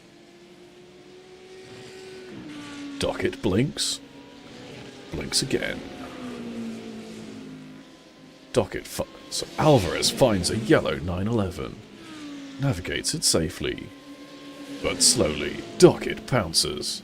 Pulls out of the slipstream. They see a Sapphire SimSport Audi ahead. What do they do? They're heading towards the first chicane.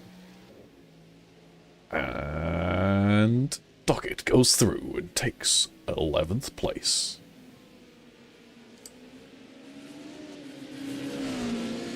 Alvarez gets blocked by the Audi.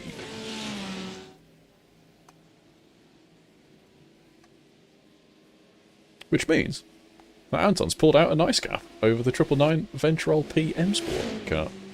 That lovely yellow Porsche. So, sorry, I just can't help myself say lovely in ahead of whenever I say Porsche, you see. It's an affliction. I was born with it, I'm afraid. Although this is rather close between the Fendi Racing team and Project 88, number 40, 296. And this is the Ferrari / BMW. Oh, that got it. Yeah, okay. I did wonder if that Porsche was going to, the 539 was going to go down the middle there, but Team Red X worked it nicely. Judged it much better than Earl Bamber. Mahalo is all you know. Awesome. So this Ferrari and BMW combination is what has destroyed the Big Mac effect, or as we're going to call it. So the BMW, we've now got patty bun bun patty bun, which is just not up to standard, I'm afraid. It's not what we're expecting when we walk in. I love your Hawaiian reference there, Steve. That's great. Right. Do we reckon these guys are going to do anything interesting very soon? Or do we go look at some incidents? He's looking. Maybe it's just his line. Two very different lines through Arnage. Much earlier apex for the following Ferrari leads to a poorer exit and allows the BMW to stretch its legs on the way down to the Porsche curves. Now, I would expect the Ferrari to be slightly better through the Porsche curves, though, because fundamentally it's not a brick. But that feels like a lot of lift and coast to allow that LMP2 car to go past, so they've lost that. I just went on board to go have a look at what these guys were up to, see what it would be like, and the two differences between the cars through the Porsche curves, and yet they go and do that. So that destroyed that idea. But that does mean we'll go look at some incidents. Ooh, that's a lot of curb. That's a lot of curb. Everybody avoided them.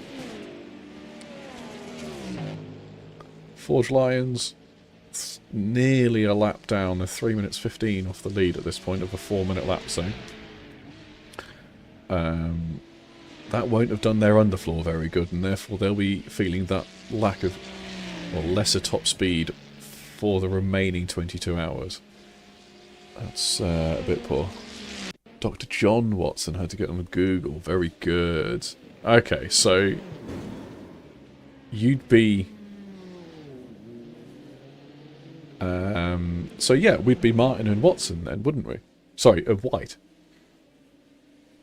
If Sherlock's the first name, Watson's the surname, then we'd be Martin and White Sports Car Detective Agency.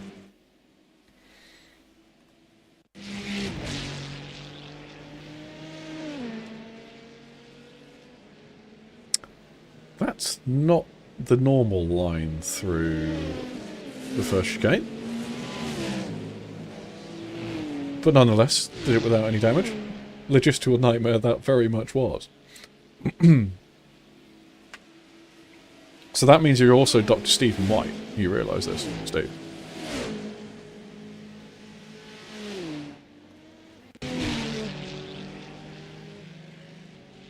And here I am searching for battles.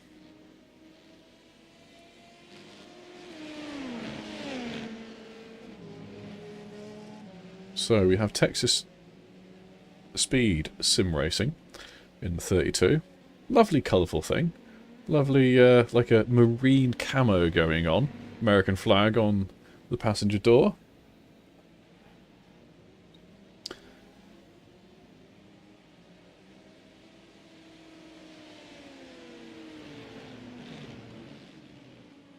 I think TV2 gives us a few more close-up shots, so let's stick with this for a bit.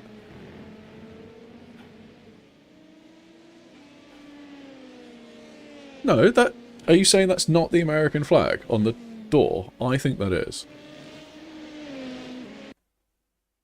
If that doesn't scream American flag, or are you saying it's not camo?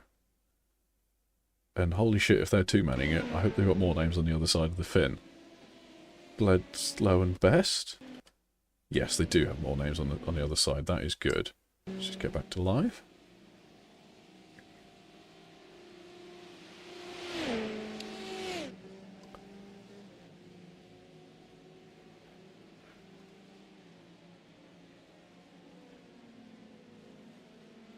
Orange wheels, orange highlights, very bright, I think we say. I'm assuming they're the stars. Steve, you'll know that it's the Lone Star state, isn't it? So I'd only expect one star on the car if they're really a Texas sim racing team.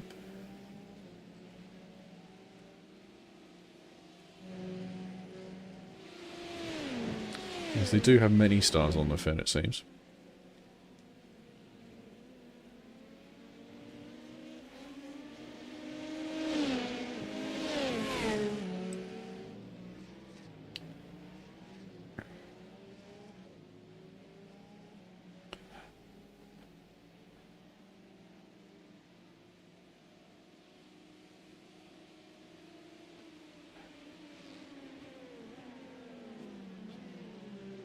I'm going to go back to the lead overall, because I don't think we've seen this car in the lead as yet, but it is obviously in the lead now. So the masterful Pink Panther is doing a masterful job, and that is a brilliant livery with the thumbs up on the side from the Pink Panther. Oh, that's awesome. Another great detective was the Pink Panther. Talking about the line the driver took a while ago. Okay, I'm going to have to, yeah. We'll just park that one, I think. I can't quite remember.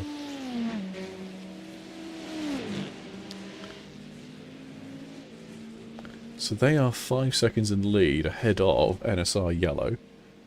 Come through the Ford chicane in the 777 car for the 29th time. Starting lap 30 now. So the thing I'm interested with is the car that made the stop late is the Penguin RC Ascent car in 6th place, the 30 Acura. 2 laps later.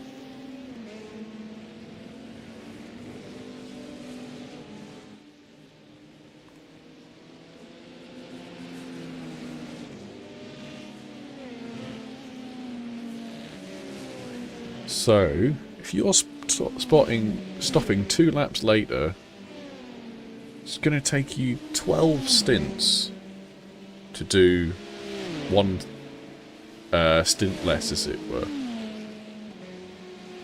I think. It's 12 or 13, but fundamentally when you're when your stint time is just under an hour, then you're doing over 24 stints in an hour. So, sorry, 24 stints in a day. In the race. So every 12 hours you do 1 less stint, say. So that's 2 stints less. So that's 2 minutes less. Now currently, let's probably look at the car that we're talking about. This car is 40 seconds off the lead. So if that can keep that less than a minute after, say, 11 hours, which at this rate it's not going to, then that becomes advantageous.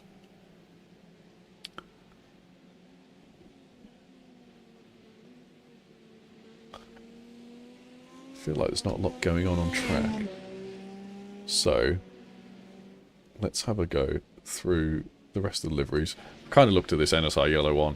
It's a bit black and very few other bits going on, so chevrons there on the engine cover. Okay, fine.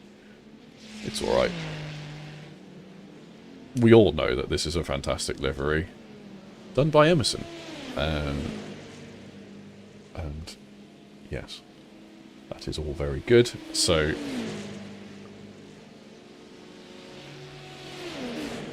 Baz doing a great job in the 14 in 3rd place. He flashes the car as he pulls out. I think the car already knows you're there, mate. So that is the Vice Motorsport LMP2 car, that teal one. We've already commented on that as well. Let's just go through the full standings, shall we? E-Racecraft. Now, this is the Caddy. I do quite like this livery. The contrast between the yellow and the black is quite nice. Little red detail separating the two of them as well. Quite nice.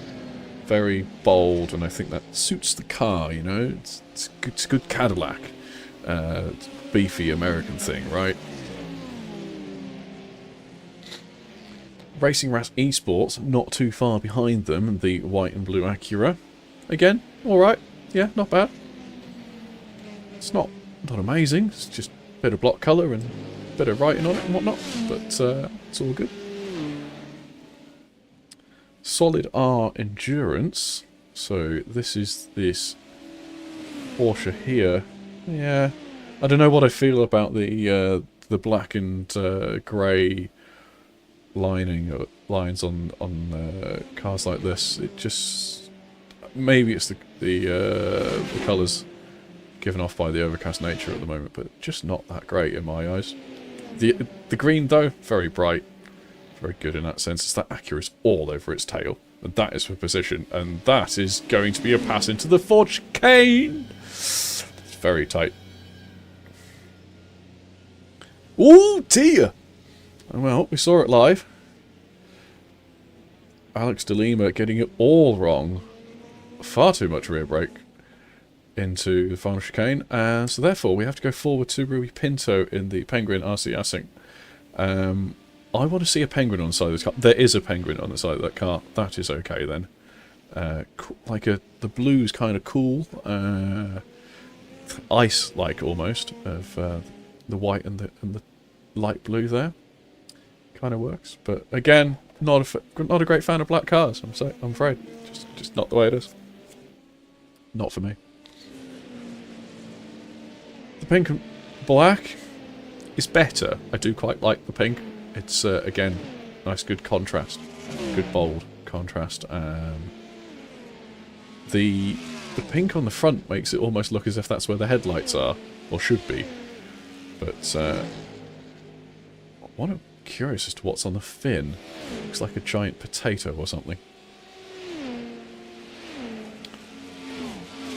Oops, that's the wrong button.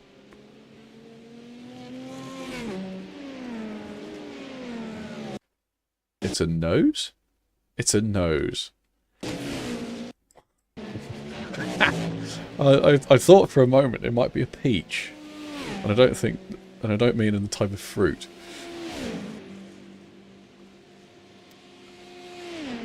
Once again, if you are one of my 7 concurrent viewers, say hello, please. Me and Steve are having a great time, but the more the merrier. What do you think of all of these liveries? So then we go to another great livery, also done by Emerson, because he is a legend, and a very talented one at that. And that is Sapphire SimSport Echo Cadillac. Everybody in the middle of the road. GTs are quickest in the middle of the road due to some weird phenomenon with the crown of the road, meaning that it reduces their drag, and therefore they go marginally quicker. However, it means that everybody else has to follow them and choose a direction around them, which isn't always the most helpful.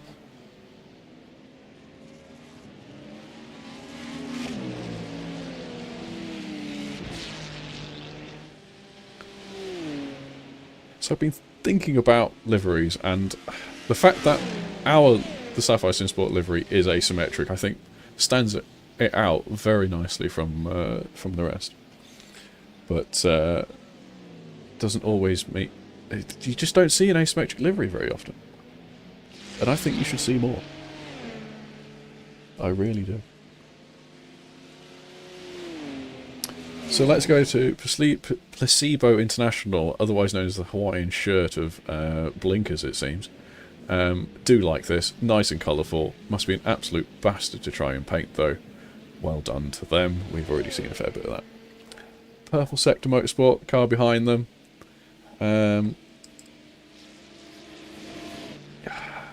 I quite like it. It's the white, yeah, it's nice. The purple stands out very well. Goes with the name, obviously. Purple Sector Motorsport. So yeah, decent effort. They do need to align the number board with the number, however. That will be the only negative point on that. And a bit of asymmetry there, as we saw on the tail as well. Quite like that. Could maybe do with another colour in there too, though. Nordic Racing. We already said this at the beginning, didn't we? Very plain down the middle. Really like the corners. Nice little Danish flag on the rear wing end plate there.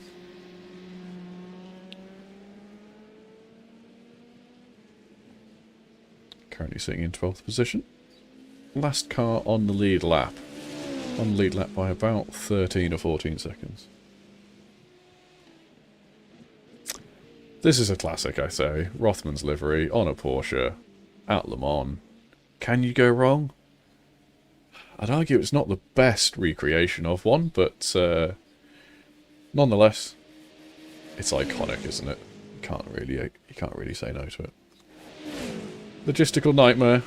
Now, all of those lines on this car would be a logistical nightmare for me. I am not that talented. But it accentuates the shape of the car. It is really quite nice in that regard. Slight asymmetry as well. Not sure that's entirely intentional. But it looks good.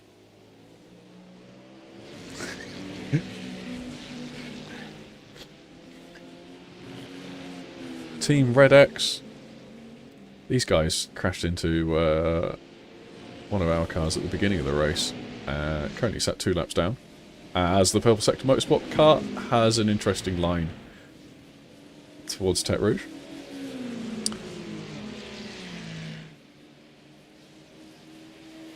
Following the classic front end swoopiness, I think is the technical term of the Porsche 963 livery. Very reminiscent of what the Porsche Penske Motorsport cars are as well. A lot of red. I think that could do with breaking it up a little bit. A lion's face on the hood. That would be quite cool. Gone from the V on the front. Doesn't look quite right, that V on the front, I don't think, for HW Racing 24. Because of the shape of the car, it looks bumpy and always looked as if the car's been damaged.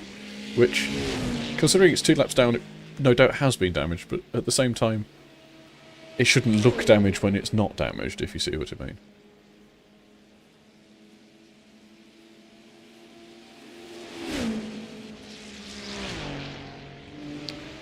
Apex Tech. Now, these guys were running quite well, weren't they? Nice bit of asymmetry there. The long blue stripe down the left-hand side. Do quite like that. Good colour combinations, I think, as well. And the the right rear quarter lower side is also blue, whereas it's white on the left-hand side. So, a bit of mirroring in colour there. Quite nice.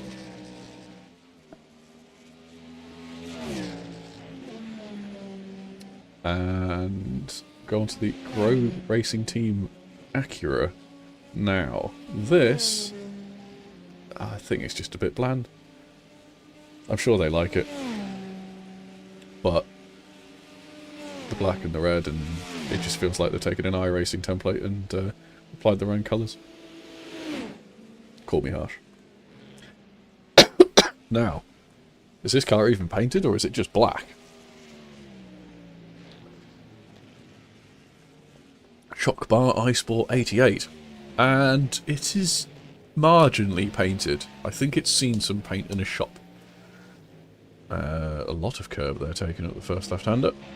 There's kind of a French flag running down the rear fin, perhaps. Almost like an Alpine stripe. But something tells me that their spec map has gone a bit wrong and it's not really working for them. Similar with the front, there is some detail there, but not exactly prominent. Maybe it looks better in the sunlight. Maybe that's the nice way of saying it. And our final hypercar contender, Mirai United VRT Purple. A lot going on here. Certainly not holding back with the splashes of colour. Purple, the yellow even in there as well. A bit of pink on the front. Wouldn't necessarily...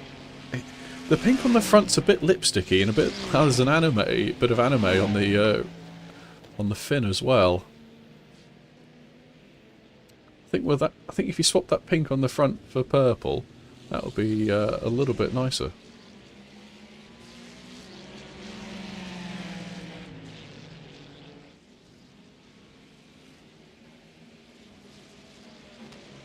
Right, should we see what's going on in the race? Ooh, we've almost got a battle for the lead in GT.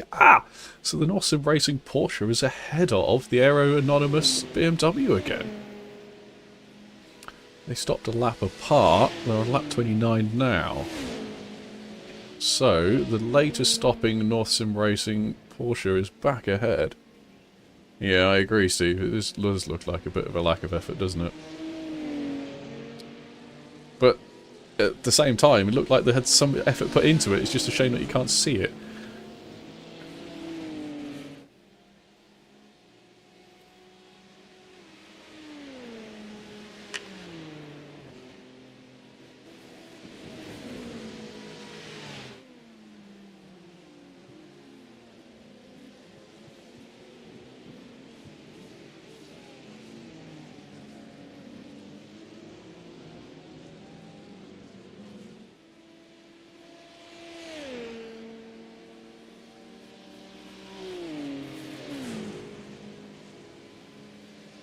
Feels now that there's been a bit of a rhythm over the racetrack. I haven't had too many incidents, but nonetheless, I will go through the latest incidents. Starting with Renifloor Racing. And so the nose wanted to swap with the nose, perhaps? The nose of the fin wanted to overtake the nose of the car? Yes, somebody needs to adjust their braking, I think. Penguin Ascent Racing, our alternative strategy car, has an alternative line. That is a new one today, so well done to them for going left at Mulsanne Corner rather than right, as most people have done. And the 206, I'm assuming, has a slowdown there.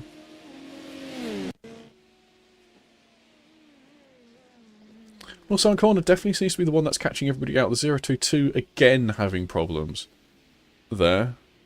How is Paxol? Who's Paxol? I'll have a look after this, Steve. I'll just finish off the latest raft of incidents.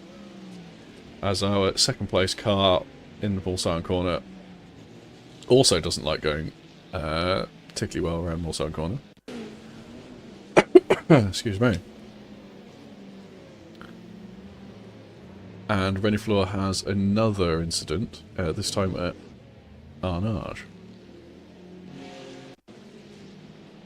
Oh goodness, that looks like far too quick for the Stage 1 racing. Roy Mars into Mulsanne Corner. And Renifloor again. Oh goodness me. Well, you did make the pass on the GT, but you didn't do it very well. Whoopsie. Nope. This one? This one.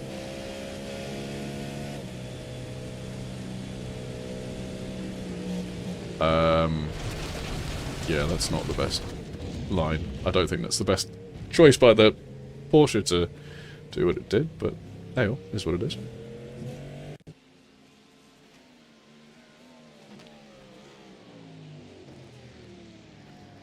Mirai United not doing very well at Mulsanne either. All feels like 90% of these incidents, spins or off tracks or whatever, or alright, Arnage. Sorry, at Mulsanne.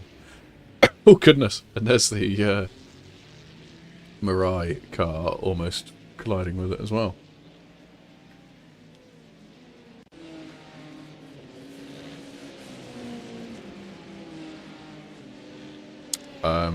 It feels like some teams have put their second driver in and they're not as confident, I think is the polite way of saying it. But let's go back to the lead for the moment, because Baz is in the lead. I've got no idea how on earth he's done this. He's 2 seconds a lap quicker last lap. Fastest laps are in the 24 range, and then they're doing 27s and 29s, so this has got to be traffic related. However, I look at the track map and I can't see much traffic for them, so Anton, it's a cold killer. Ah, very good. Let's have a quick look at Sapphire SimSport Foxtrot. Nicholas is in the car, Anton Enko, as it were, so yeah. as he drifts his way through Morsar Corner. Let's go back to the lead and see Sapphire SimSport holding it for the moment.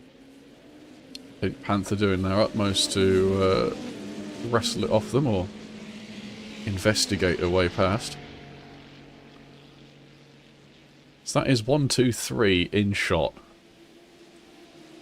Pink Panther, my masterful Pink Panther, do apologise, in second, and NSI Yellow in third. And off they. A little off track there for masterful Pink Panther, masterfully done.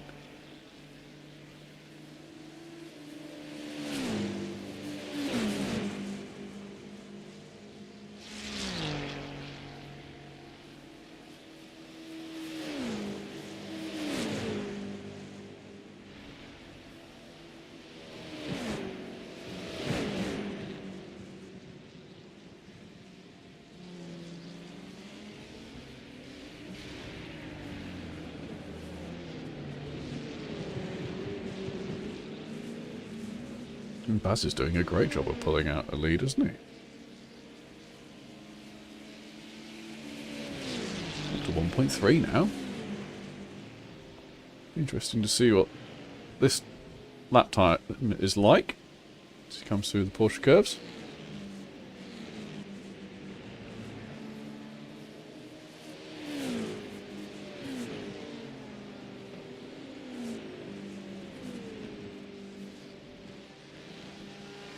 Traffic ahead, though, of all classes. Oh, that's a tight squeeze. And another one. Oh, yikes, Baz. I don't think that's necessarily his fault, to be honest. As he gets another... Oh, that's a hell of a lunge. You do not need to be making those at this point.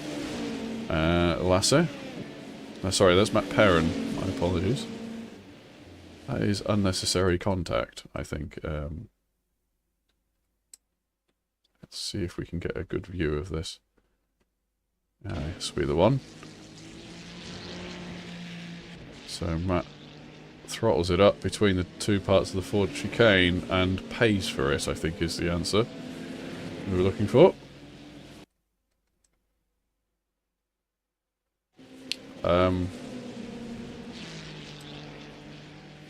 Somebody went off back there. Let's have a look, shall we? No, that wasn't the car I was looking for.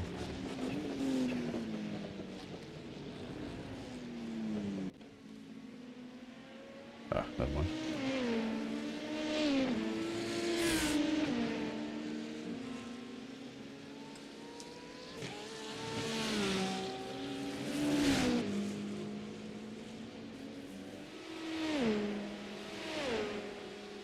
Cheers, Steve. I might have to call it a day pretty soon, I think, because my voice is running out. It's getting a bit dry. I've done 2 hours already, so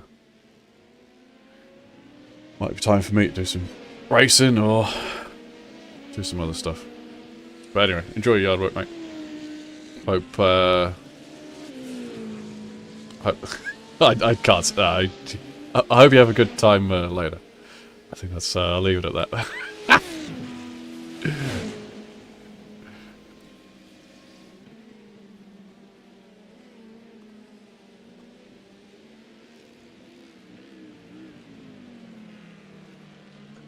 Nice bit of Sapphire action here. So Baz did a 325 last time round, and the following two cars did a 328. However, Echo are doing 323s, so they've closed in a hell of a lot. They're now a minute 20 behind. I think they were a bit further than that previously, so that is good. I feel like it was a minute 40 previously, so...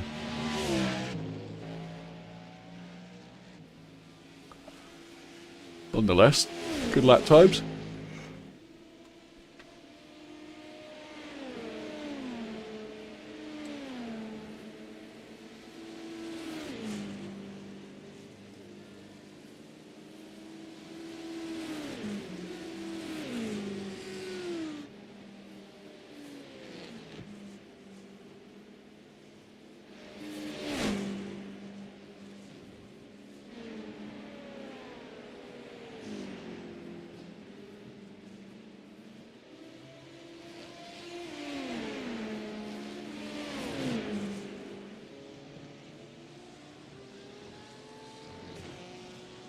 as they come into the pits on lap 36. So this is expected.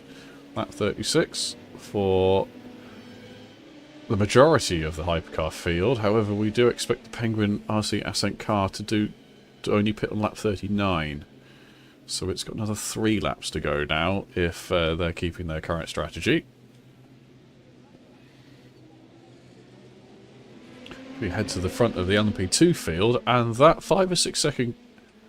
it was a 4-second gap as they came out of the pits for Track Scotland. However, it did go up a little, but it's drastically come back down to 0.3 of a second.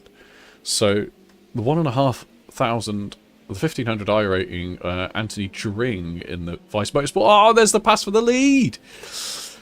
Anthony Dring, sorry, Adam Kindness has gone off. Very kind of him to do so for Anthony Dring, who's, I was about to say, doing incredibly good job at 1500 I rating to pressure the 3.3k Track Scotland driver Adam Kindness. Did such a good job that as soon as we looked at him, he got past.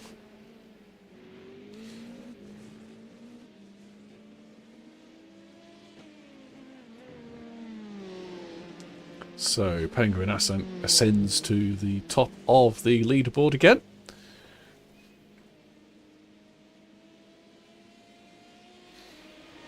And Sapphire SimSport Echo's also back up there now, causing havoc with leaders. So, that was a minute 20 deficit, wasn't it, that they had?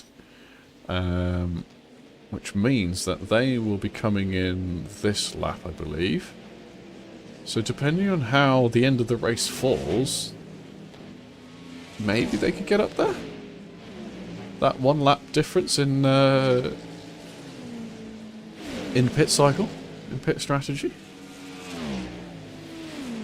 It's too early to call though, even though there are no safety cars in this split.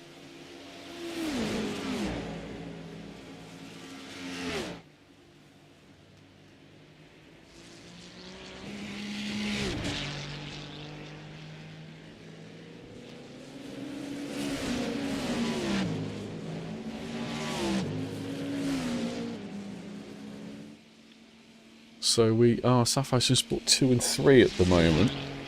That will obviously change at the end of his lap as the Echo car will pit. And John seems to be adjusting something because he wasn't exactly going in a straight line then. But this is also helping Baz in the Golf car pull a bit of a gap to the Masterful Pink Panther car, which has come out behind the Echo car. So, very good.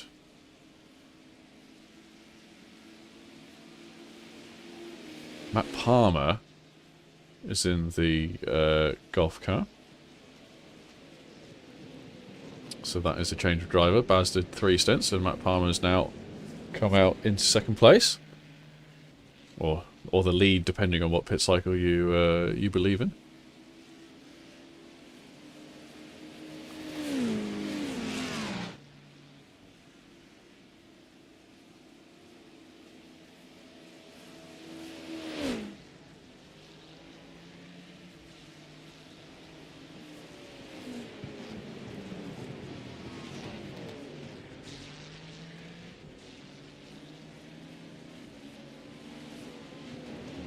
We've had some accidents though, and you know I love a few code accidents. So let's have a look at these, shall we? 206 SJS Eclipse car goes around at the 2nd chicane. Too much curb on the way in. Good livery though. Simple pattern, just different block colours. It's great. Yeah, like it. It stands out. You spot that one a mile away and you know immediately it is the SJS Eclipse competition car. NSR Green, up to it again. What have they been up to now? Something tells me they've also run out of fuel, or about to. Because they're just going straight on, and then they've towed, actually. According to live timing. Yeah, they've towed. Okay. And let's go have a look at the 06 IGB Esports Gravity car now. What's it going to do? It's going to go round at Arnage. Got 5 driver names on the side of that. Stops, waits. Make sure that that's a good amount of space for a rejoin. Flash of the headlights. Don't particularly know why. They're staying well off the circuit though. It's quite bumpy out there, guys. Don't know if he's just lost a brake, but no, he can't have lost a brake pedal because he's he spun it at Arnage, so maybe he's just happy to be on TV.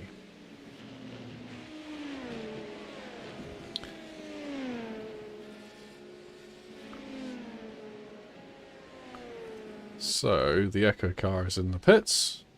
Riyadh is now getting aboard.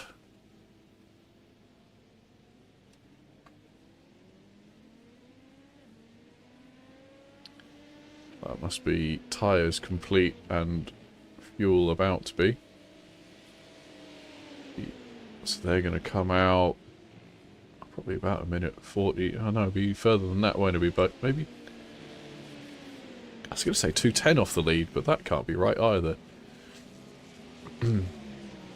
So they're a minute 48 off the lead at the moment, just come out the pits. But... not this lap, but one after, we'll expect the Penguin RC Ascent car to come in. So it'll all shake up a bit then. They're not that far behind the Reniflor team, the 85 that's going through Terre Rouge around about now. The big old nose on the fin. So this is Riyadh's first taste of Le Mans in race conditions this year.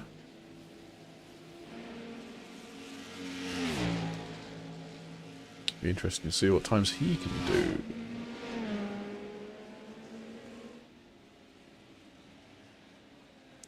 So we have the Grow Racing Acura and the Apex Tech racing car are some of our closest on track at the moment. Or they were until Peter Plastow decides to take to the gravel on the exit of the Ford chicane. He's also battling with the LP2 car that's in 8th place, it seems. They are laps apart, however. Just be a similar pace at the moment, it seems.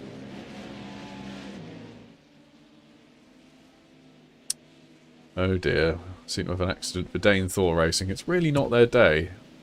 They started pretty much on pole. They were certainly in the lead until that massive accident between the Toulmour-Sarn chicanes. Yeah, it's just a bit of an amateur spin, I'm afraid. Renifleur have an off track? Let me guess. It's at Mulsanne Corner. Rear going to overtake the front? No, not this time. Just running out of space.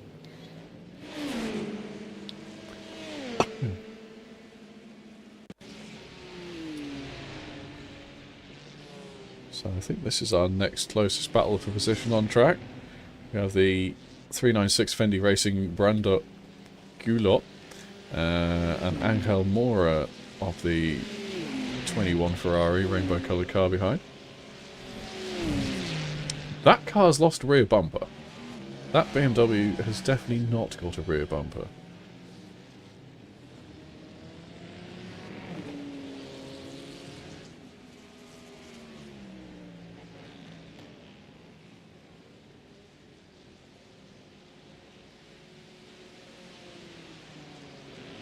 I wonder how it lost that, he says.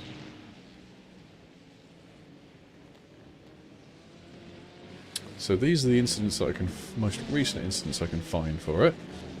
So has a rear bumper. I've then got one very slightly later on. Does it? Is this the car that went off massively? It is the car that went off as, I think Baz went past it.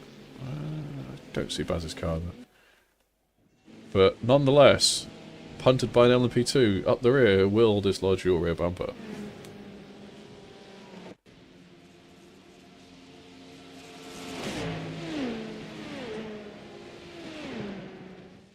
And they're only 0.2 of a second apart now.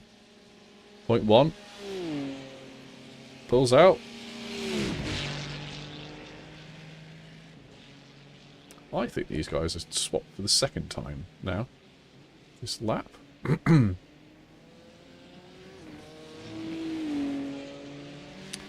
Interesting to see that the average I ratings of everybody on track at the moment has dropped a fair bit. When I say a fair bit, it's dropped an average of... They were about 2,500, maybe 2.6 at the start of the race, and then now the LP2's now in 2k. Hypercar's at 2.3 and the GT3's at 2.1, so 400 or 500 drop there, most classes. Be interesting. I wonder if these guys are any better at Mulsanne. Because that's where everybody seems to be going off, and that's what loses time, right? Le Mans is all about not losing time.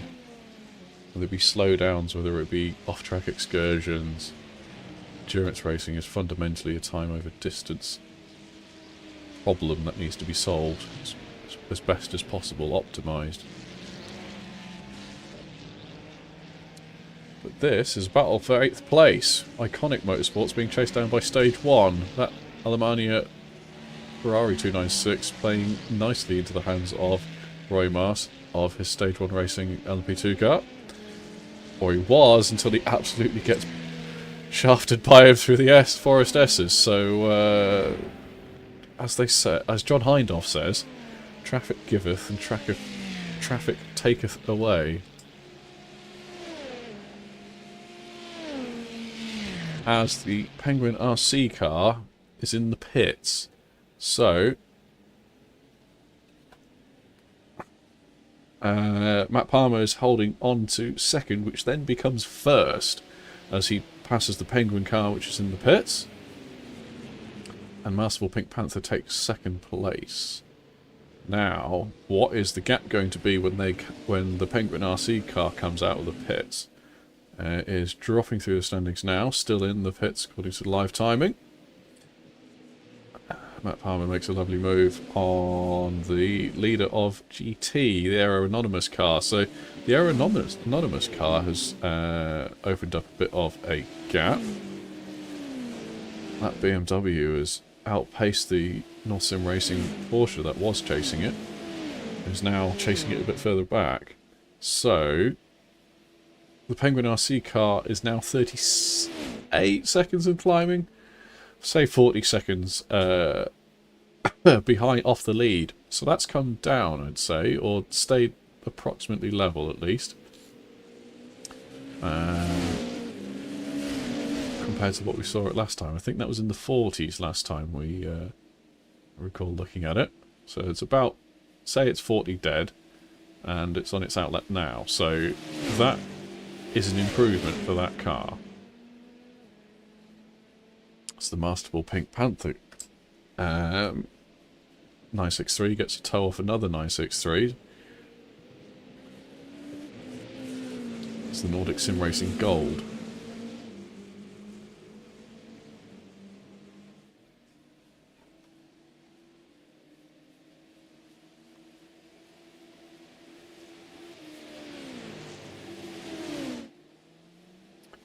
Now, what does this Nordic... Does he let him past? He doesn't. Let's go on board with the driver, Matt Perrin, of the second place overall car. Now he lets him past. Gives him a nice little tow and then lets him past on the exit of Mulsanne. We could argue we could have let him past earlier, but just... I think I might have been quite frustrated if I was Matt Perrin at that point.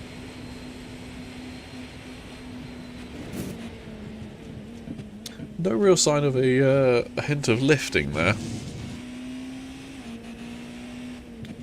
No fuel conservation going on. Absolutely wants the lead and wants it now. Now, Penguin RC Ascent have had an incident apparently. So let's have a look at this. This is down at the Mulsanne corner. Classic location for it. And this seems a bit quick. Well, yeah, so looking up the rears and looking up all of the tyres won't do it any good, but it did mean at least it didn't go into the gravel.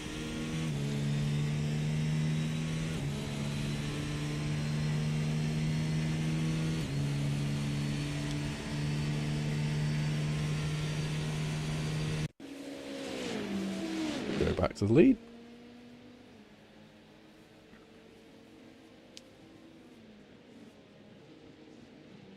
So these guys in the 28s now. See what Matt's second flying lap, I think this is now. So it goes on to 41. No, sorry, that'll be 5 then. 4 or 5 laps. He's got 28.5, so that's good. 23-degree track temp, so that's really come down and levelled at the moment. 5:30 local time.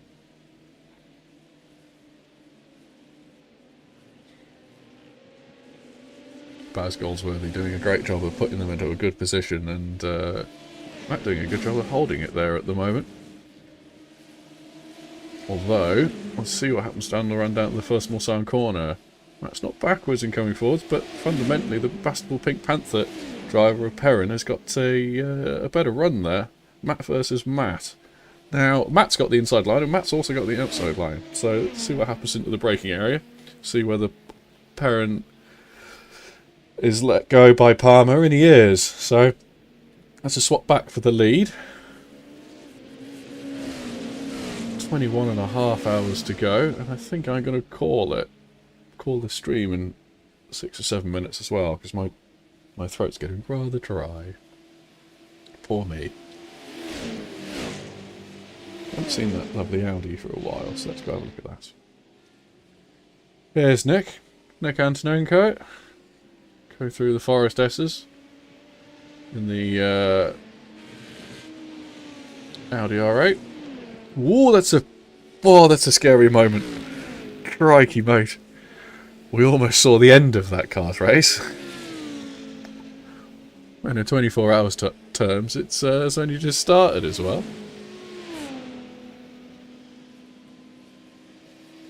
Well, if Nick wasn't awake, he certainly is now.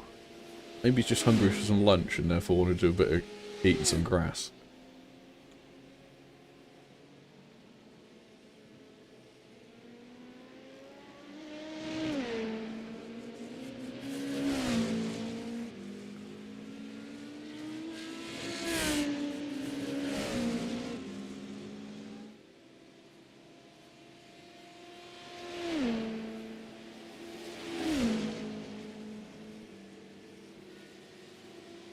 But rather consolidated that 4th position over the Ventrol PM Sport car.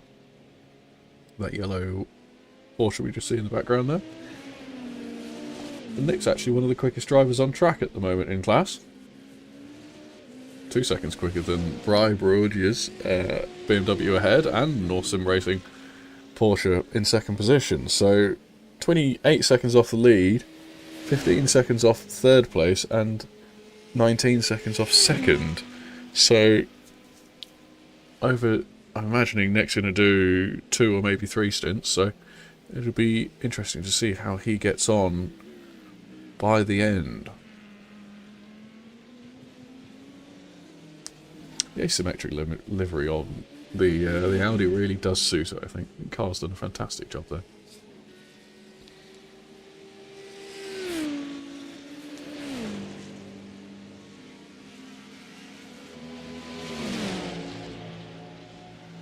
So, Riyad Mohammed, he is in 8th place in the 51 Sapphire SimSport Echo car.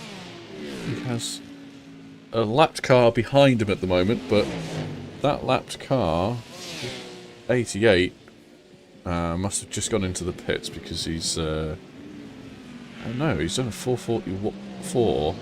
His last pit lap was lap 35. Maybe he's on lap 30. He's on lap 37. Okay, yes. So that was an out lap for the car behind him. I was just wondering if it's under any particular pressure, but he's pulled away through Arnage at least.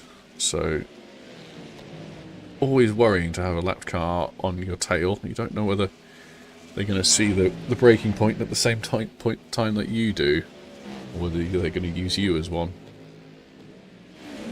Bit of grass there for Riyad.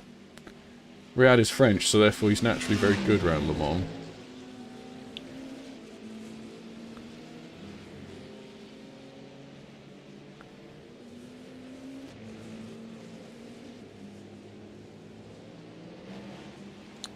And he absolutely loves the GTPs, the hypercars as well. So, feels right at home. He puts in a 28.8. So that's a reasonably competitive time. Leader did a 27.7 last time round. But a bit of traffic for Riyadh, as we saw. And he's lapping a bit quicker than Palmer in the Sapphire SimSport golf car. So, this bodes well. Minute 20 off the lead at the moment. And hopefully they can bring that down a little.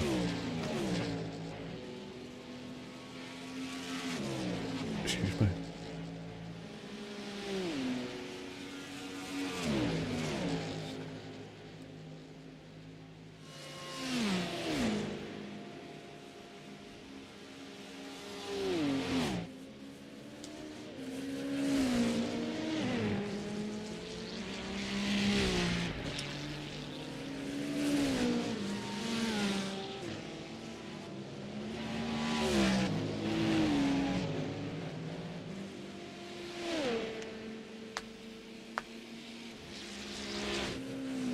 So this is the car that Riyadh is chasing down. Greg Vastenavond. Assuming he's Dutch, with that as a surname.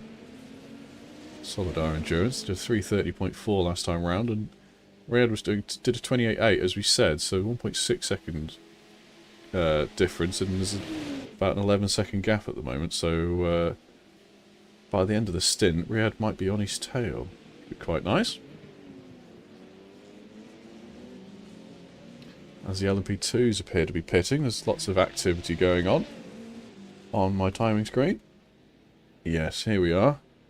So the Vice Motorsport car takes another lap, just as it has done...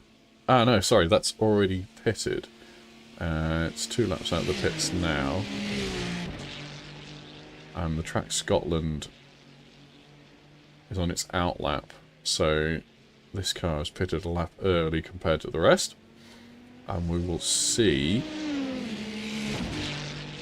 what. So yes, the change has already happened. Sorry, so the Vice Motorsport car is ahead, and Track Scotland is in second position out of the first chicane. As we see that the Anthony Dring. Only 1500 I rating is in the lead of LMP2, doing very well. It's a 13-second gap at the moment, so that's astonishing stuff. Very impressive.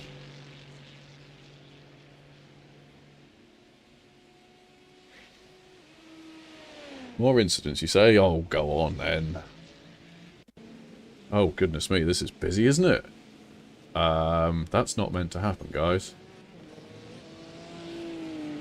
So that's stuffed the, and that's gone straight into the barriers as well. Those movable tyres are remarkably immobile.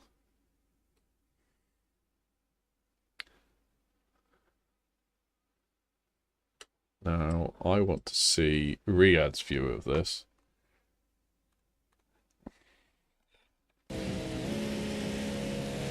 So we let the LMP2 go. Big lockup of smoke. And then has to go around everything here. Oh, that looks difficult, doesn't it? Around the Fendi car, which has no rear bumper. Slipper's racing the 29 LMP2 car. Currently sat 8th position. Goes around at second chicane. Nice bit of drifting. Some would say that's rallycross. He's started on tarmac in one drift and then gone into the gravel as well. Grow Racing, their average Acura livery. Small silent corner. Small silent corner, guys. It's just that difficult. Off track for cmsracing.com. That's a big off track. I will give them that. Don't quite know what happened there. Just ran wide. Marbles, I guess. Track Scotland with an off track. This is at an Arge corner, so we'll expect them to go wide here. Yep, missed the apex by a mile. Carries on, not really a problem. And then Grey Racing Team red again. Just, yeah. More silent corner problems again, it seems.